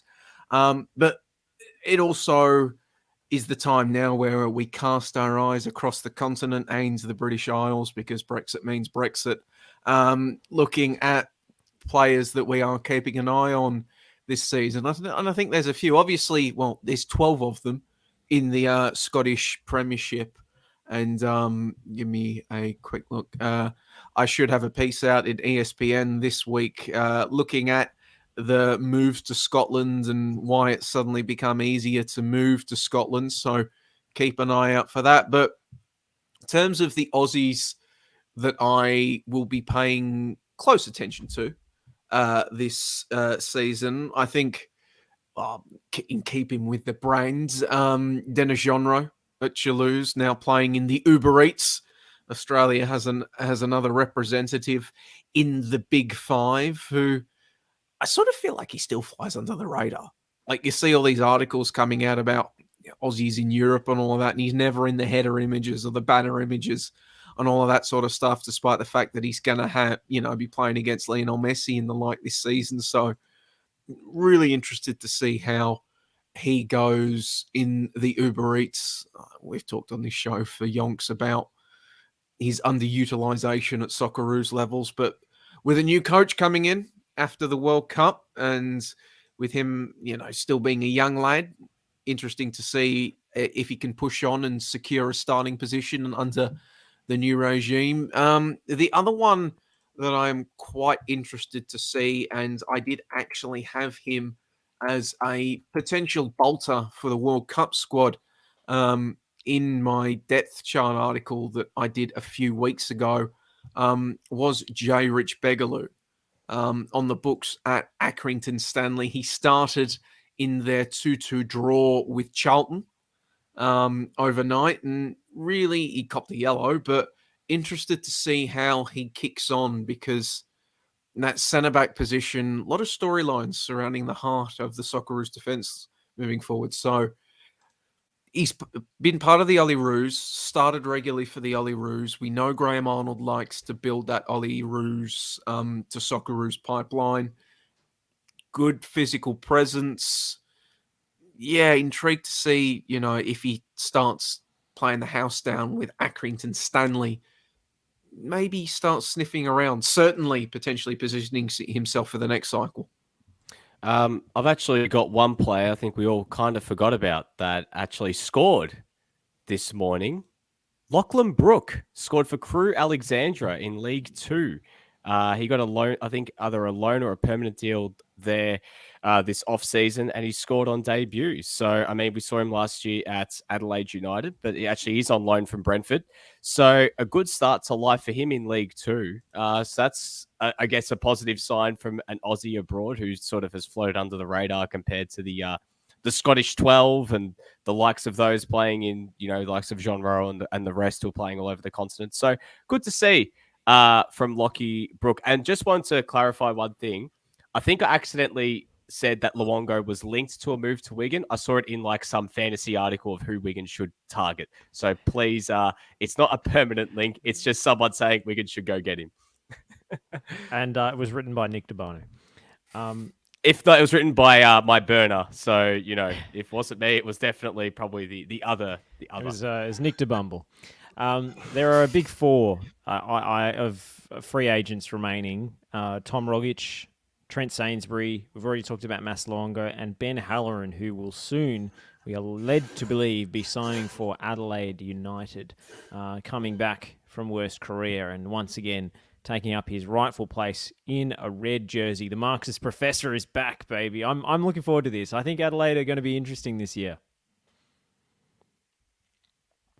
No, absolutely. Good to see our boy back and playing for Adelaide I thought you United. put your hand up to answer, Nick. No. I just did like a, like a finger wave, it's good stuff. So yeah, I'm very pleased to see Ben Halloran back on our shores.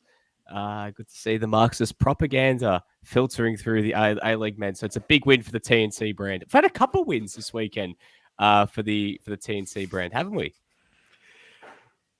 Sorry, I got distracted by the comments. Yeah, Stoll, just please, yeah, we'll do a proper celebration when the signing of Comrade Halloran is officially announced. We'll get some graphics done up, or we'll get some videos teed up or something, and we can properly celebrate his return from Worst Korea and rejoining in red. Correctly, Homer Legend.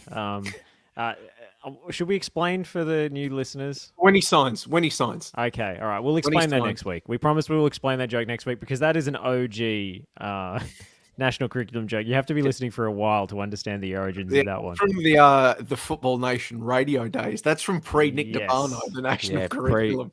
That's PD. If we use like a sort of... Trent Sainsbury is an PDs as opposed to PDAs, which Nick DeBarno wants to do. He can't win. I've had it. Or PEDs, which is how he got so jacked. Oh God. Is my name Damir Kulash, Josh? Look, A couple of let's not other go that far. players. A couple of other players that are overseas that I'm super intrigued to.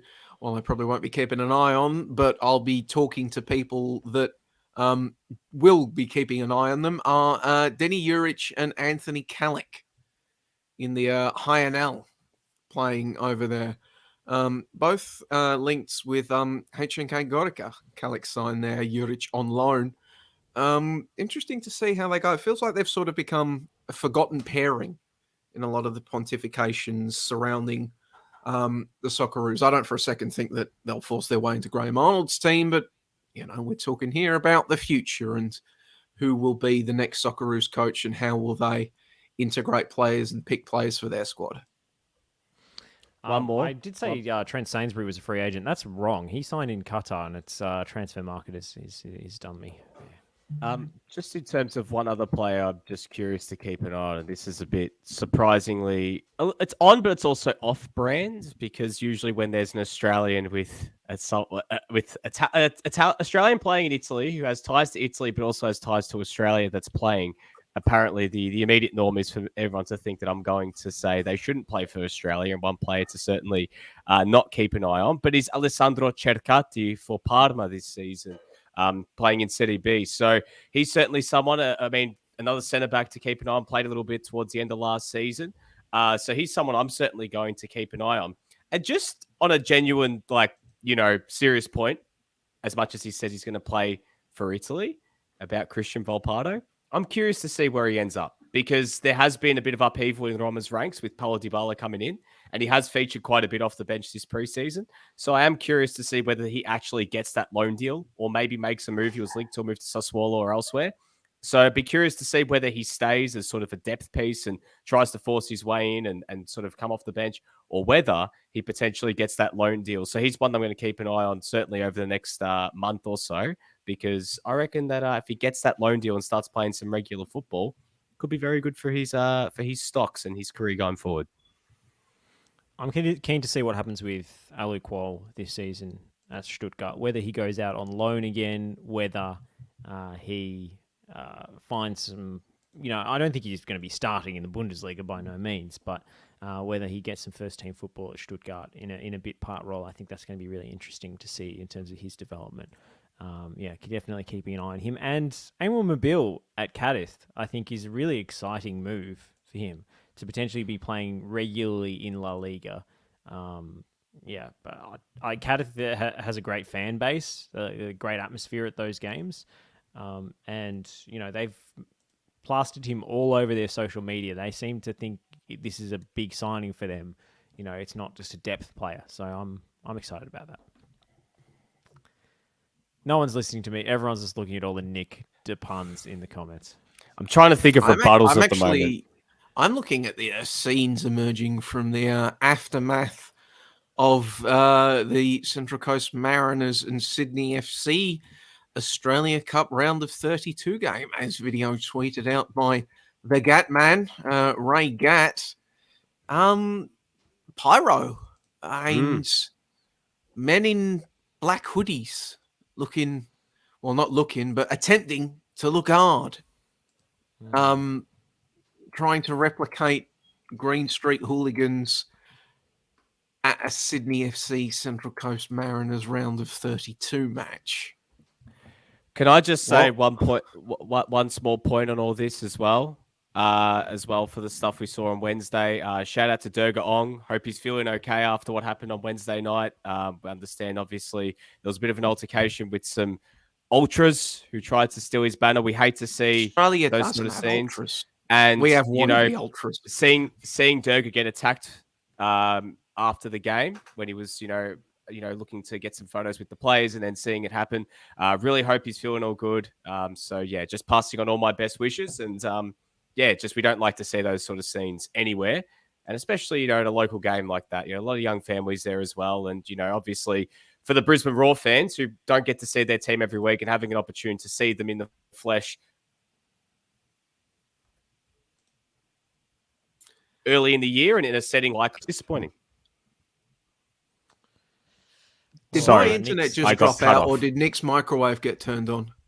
No, No, I think that was the it was ultras trying to stop me. bots. Oh, It was the spam bots taking up all our bandwidth, unfortunately. God's sakes.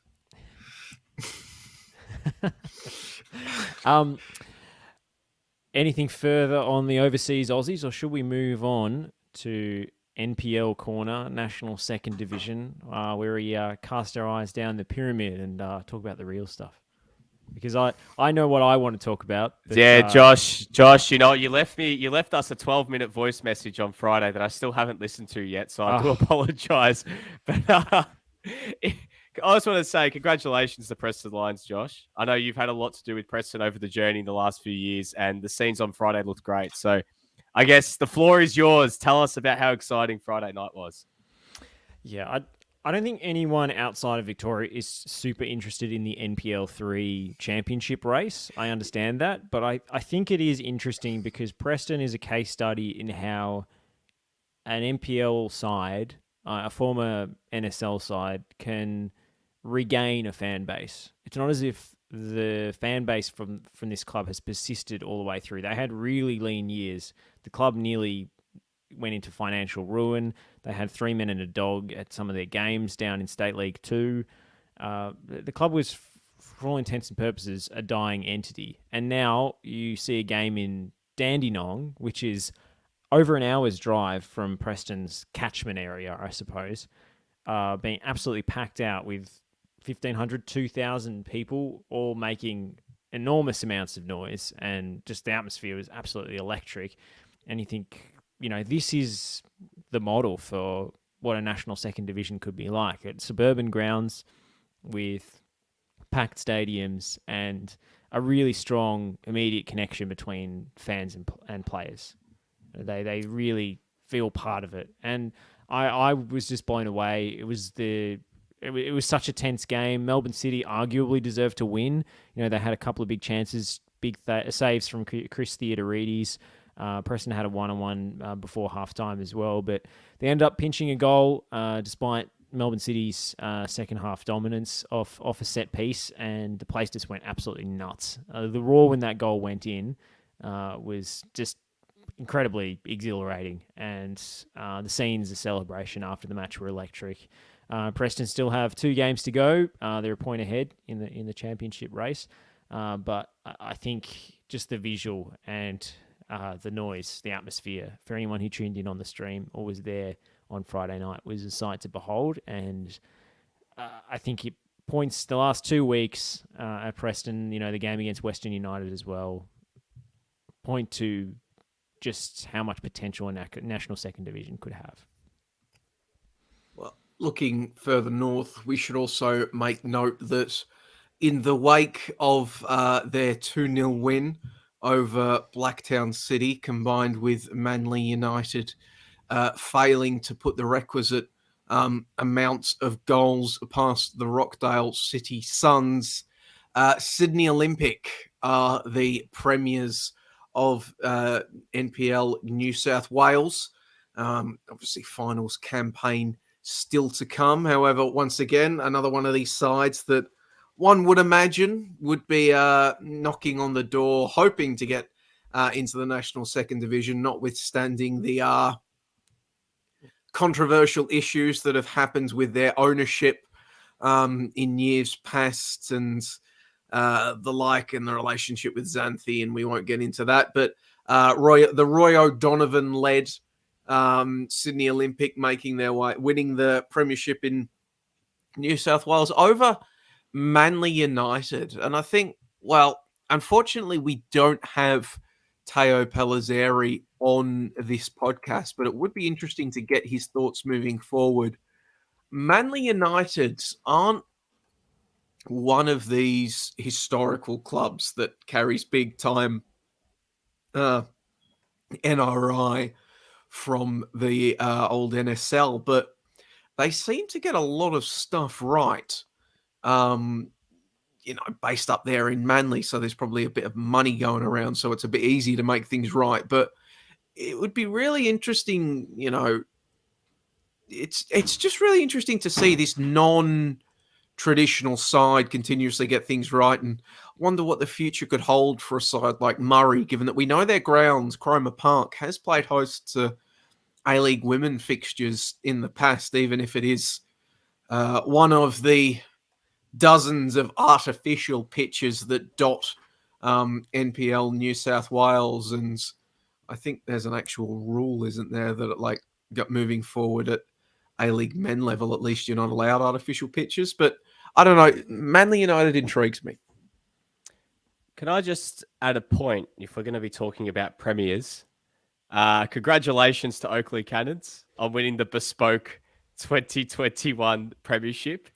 As much as they said we're not going to celebrate it, we're not going to, give it any light. I love the scenes on Friday night and Saturday morning. When Melbourne Talk about Knights not celebrating. Their Instagram story was about 30 posts long of everybody holding up the trophy. They had a guard of honour. Yeah, they had Melbourne Knights gave them the guard of honour. They had every player, every staff holding up the plate. They were just loving life. And so congratulations to Oakley, who had it handed to them after Avondale failed to win on Tuesday. So the bespoke Avondale Cup, as it's been colloquially named, amongst some corners of NPL Victoria and some corners, I guess, of just football in general down under. But congratulations to Oakley. But also, if we're talking 2022, Port Melbourne having throwing a bit of a spanner into the works with making South Melbourne work for it for one more week at least, keeping Oakley's hopes of winning the 2022 premiership alive at least until after the Doherty Cup this weekend. Well, where Oakley do play Bentley Greens in that contest on, I believe that's Saturday. So I guess we'll wait and see what happens in 2 weeks' time. Sure, we'll talk about it next week. But just a bit of some fun scenes coming out of Friday night. Oakley just completely changing their tune once they had the piece of silverware in their hands and ready to put it in the cabinet at Jack Edwards Reserve. Another thing I wanted to quickly point out, NPL South Australia, not a league that I profess to follow week in and week out, but my old man is there at the moment, going down to watch a lot of NPL South Australia games, being chased by the media managers at Football South Australia for content ideas, I'm sure. Looks like 3-horse race for the premiership over there in South Australia. Adelaide City on top of the league, with Campbelltown, Ains, Adelaide Comets following them. Then you get a bit of a drop-off to the Metro Stars. But looks like with 2 match days remaining, quite a dramatic conclusion to the NPL South Australia season coming up, especially when you take into account that Adelaide City will also have, at minimum, Australia Cup round of 16 commitments to take into account. So super interesting to see what happens on the Campbelltown are on Campbelltown are on a 7-game winning streak, by the way. So I mean, they're in form. So they're going to be coming home with a wet sail, it looks like, in that title race, and they're only a point behind. Disappointing for Adelaide City, I guess, to lose Kerr at this point in the season, who's taken an overseas opportunity. And I was really excited to see him in the Australia Cup and see what all the fuss is about because, he seems to be a serious talent. There's a lot of hype around him, but we won't get to see that, unfortunately, and they're going to miss him come the business end of the season, unfortunately. Anything further on National Second Division NPL chat? I made a joke about it at the top of the show, but I did want to touch on the situation that we saw surrounding Sydney FC's NPL side forfeiting their NPL game this week due to losing players to international duty and Australia Cup commitments. Now, there's been a lot of debate surrounding the presence of A-League youth sides in the National Second Division, talk surrounding A-League youth sides in NPL ones and sort of guaranteeing their positioning in one or the other. And I think at this point, I'm just in the favour of sporting merit. Like, if these youth sides can win their way into a second division or an NPL one, that's fine. Let them win it there. The incident today, I think, is why, for me, it's their presence in a national second division would be problematic, even though I'm willing to surrender in that argument and realize if they win their way in, they win their way in. Good for them. But especially if they couldn't be relegated. Because what Sydney FC's forfeit in NPL New South Wales does, now, it didn't have any bearing on the race for the premiership or anything like that, but what if it did? Like, what if Mount Druitt needed 3 points to... There's no relegation this year. What if Mount Druitt needed 3 points to stay up? Like, and they win by forfeit and another team goes down. Like, what happens in that situation? It gets back to me to the issue of when we're talking about guaranteeing youth sides places in leagues or parachuting them into various competitions, their priority is never winning. Like, their number one... Sorry, I'll rephrase that. Of course they want to win. Their number one priority isn't winning. Their number one priority is the A-League men's side winning. They would quite, as through all of my experiences looking at the youth sides here in Victoria, and, obviously with today's example from Sydney, they would always trade in a loss for their youth team in a lower league for a win for their A-League men's side. And that, I think, is problematic when we're talking about trying to open up. What we're talking about is trying to open up the system, connect it.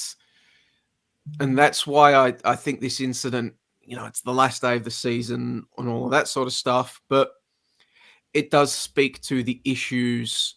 One of the real practical issues I would see when we're talking about A-League youth sides, particularly in the national second division. And very much especially, even though this is still a matter for debate, if the national second division aligns with the A-League men as a summer comp. Yeah, I mean, 100%. And I that's why I don't see any real benefit in putting A-League youth sides in the national second division. I just don't see any benefit to it. And I think there's too many complications that arise. I think we've covered this ground before on this program and others, but I also don't see why, loan deals can't be a way to get A-League youngsters first team football in a national second division. Why do they have to stay within the system? So the comments coming through, Stephen pointing out that Sydney's game had finals implications for Sydney. In that if they won, they could have snuck into the final series. So it meant there was one less team competing for that final spot. Stephen saying that in the NPL, Queensland, Raw are in the relegation spot and Logan above them will be going down in NPL Queensland because of the rules there. So yeah, it does have, I guess... that's fucked. Butterfly effects. And... especially in New South Wales, where they had that rule whereby, for relegation purposes, the results of your under 21s side were calculated into it, which basically made A-League sides almost immune from relegation, even if their senior team was bottom of the league. I find all of these concessions. It just further stratifies Australian football in ways that I am uncomfortable with personally. And it feels weird in the sense that so often a lot of people's complaints is about how youth team, like young players, expect things handed to them and they've got no ticker. And then a lot of these same people will turn around and talk about how we have to guarantee youth sides places in the top tier or something like that. No participation trophies, but Timmy, you can't possibly be relegated, Yeah, I don't get it. For the kids. Anyway, I reckon that just about wraps up tonight's edition of the National Curriculum, unless there is anything I've missed or any comments we haven't properly addressed. Although there was one that came through I didn't read out. Edmund saying, are we still holding on to our Dan Hall stock after his red card and Yes. nightmare start the campaign today? Yes. Just a those blip, just a bump. For those that jump off, you got to ride the waves. It's not always smooth sailing. Hashtag Dan Hall to the moon. All right. I reckon that just about does it for tonight's episode of the National Curriculum. Thank you to everybody for all of your comments. Oh, we haven't done Western United Stadium. Oh no! All right, let's just roll that out quickly before we go. So, Matthew Guy and the Victorian Liberals have backed the Western United Stadium. Joey, what on earth is going on here? Does it have any actual bearing on whether this stadium will be built? And does it in fact contravene the idea that this was going to be a privately funded affair, which was a centerpiece of their original bid? All right. Reading and how many sides does this thing have? Most importantly, we'll get to that in a second. But reading through, and I'm going to bring this up again and read it live just to make sure. From what I could tell, the commitment that the Liberals gave Western United at this thing, well, it first things first, it was a commitment only in the event that they were elected. And here's a spoiler for anybody not familiar with Victorian politics. They're not being elected. The polls for them are terrible. The best case scenario, I think best case realistic scenario would be for them shrinking the ALP's majority in Victoria. So yeah, here we go. So it was a commitment in the event that they were elected. Looking at the actual commitment, it reads like they were pretty much committing to fund everything but the stadium. So the bullet points from the press release that they sent out was an indoor arena with up to 8,000 seats for basketball, netball, concerts, and cultural events. Not a stadium. A multi-level, multi-sports centre with levels for basketball, netball, futsal, combat sports, cricket, and tennis. Not a stadium. A swim school, childcare, community meeting spaces, open access outdoor tennis, basketball, netball, and futsal courts, and a new stadium which will be constructed within a short walk from the action. So, from what I can actually tell in the announcement, they're pretty much promising to fund everything but the stadium.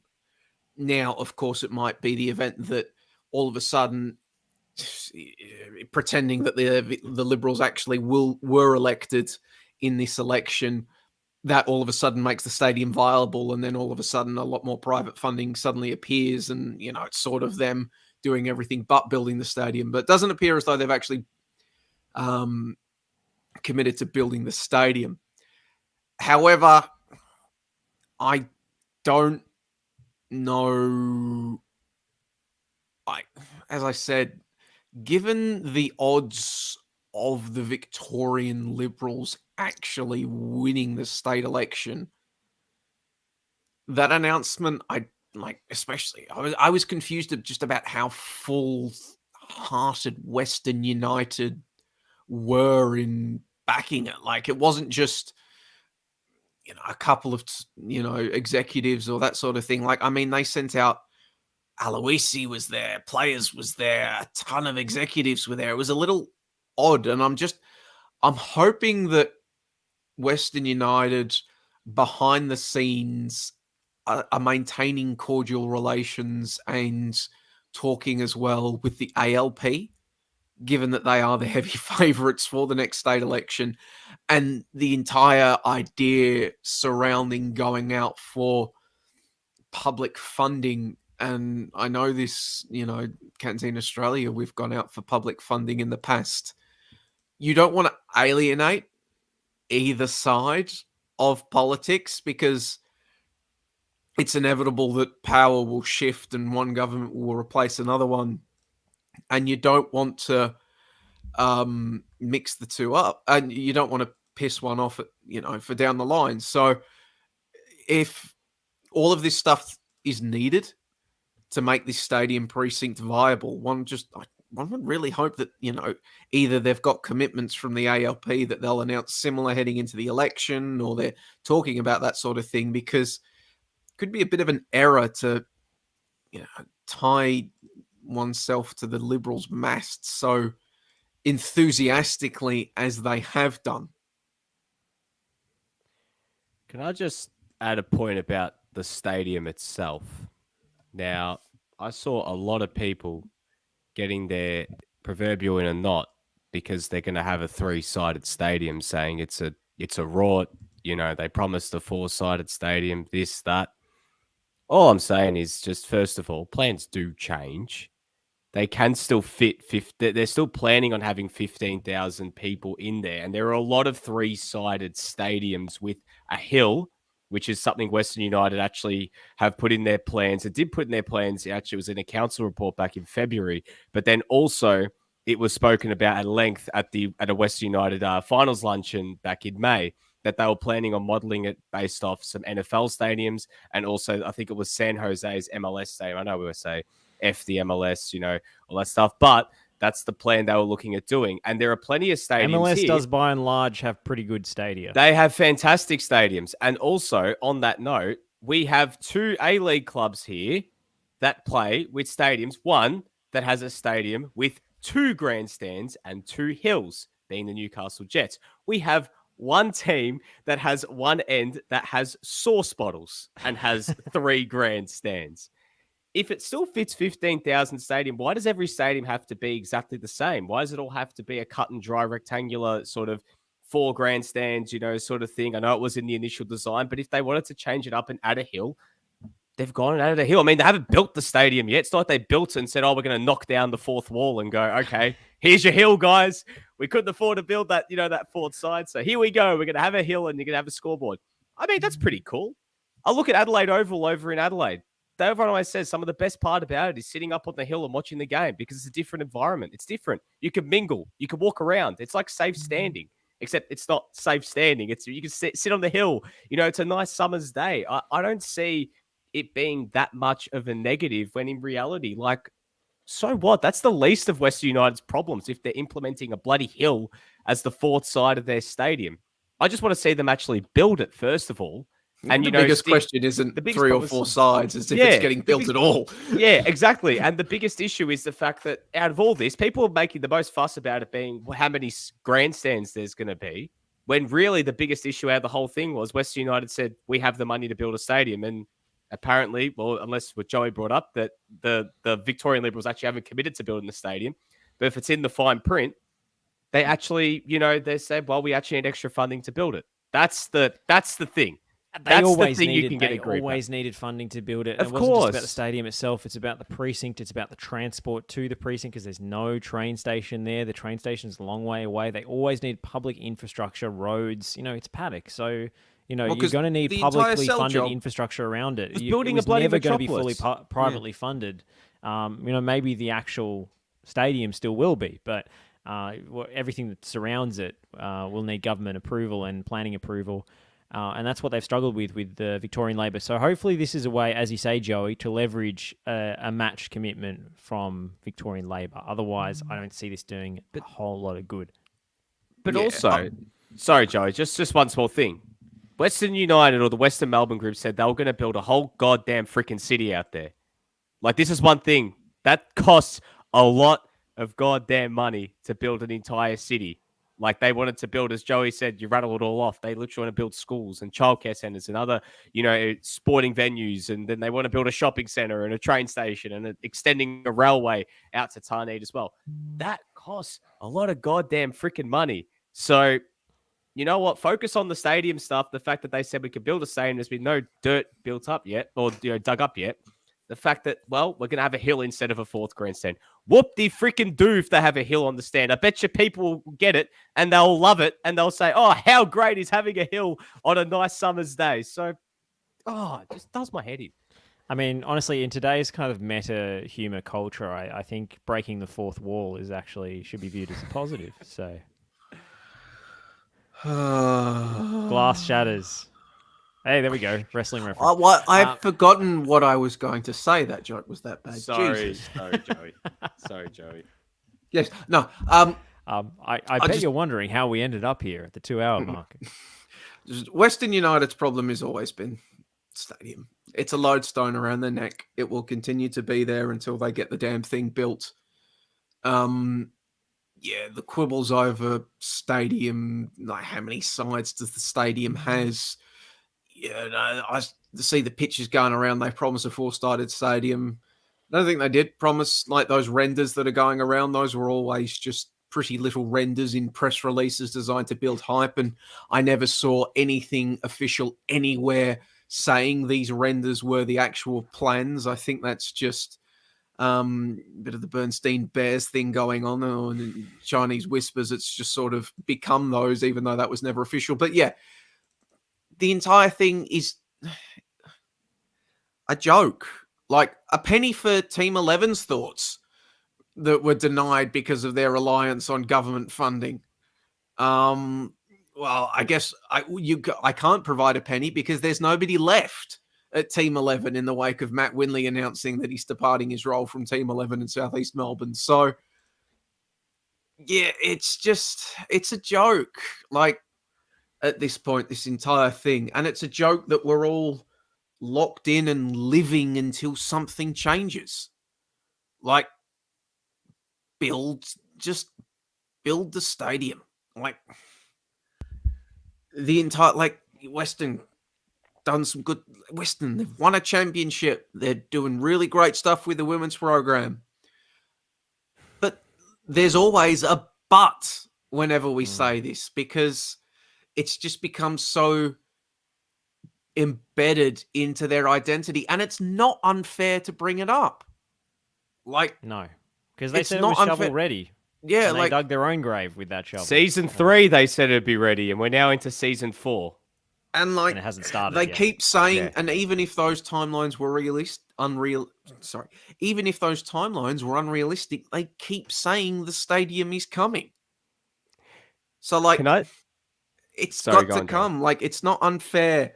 Yes, you know, you have to operate in good faith, and you know, when you're writing about them, like something the A-League women's side does, you don't need to add at the end of every sentence, but they also don't have a stadium. But at the same time, it's not unfair to, when they champion progress and commitments like this, to bring it back to the main issue. And oh my God, he's been summoned. It's not Just unfair. leave him. Just leave him for a second. No, it's from France. I see London. I see France. Is Nick Stoll in his underpants? No, he's in his shirt. First of all, I am live from Frankfurt. So Frankfurt. that's not I France. just saw live That's Germany. from FRA in your name and assumed. The local newspaper reporting on football.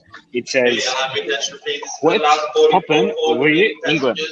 I don't know what that Oh, yeah, means, but probably the we're not Euros meeting. final tonight. Women's Euros. The Euros so- final. The Women's Euros final. Yeah. How are you guys? We're great. We're good. We're going great. 2 hours and 2 minutes, and then Yeah, you jumped I- on. Yeah, I know. And then you decide to drop in all these apostrophe puns about my last name, and there's some kids screaming in the background. Jesus, it's very loud. This is good podcasting.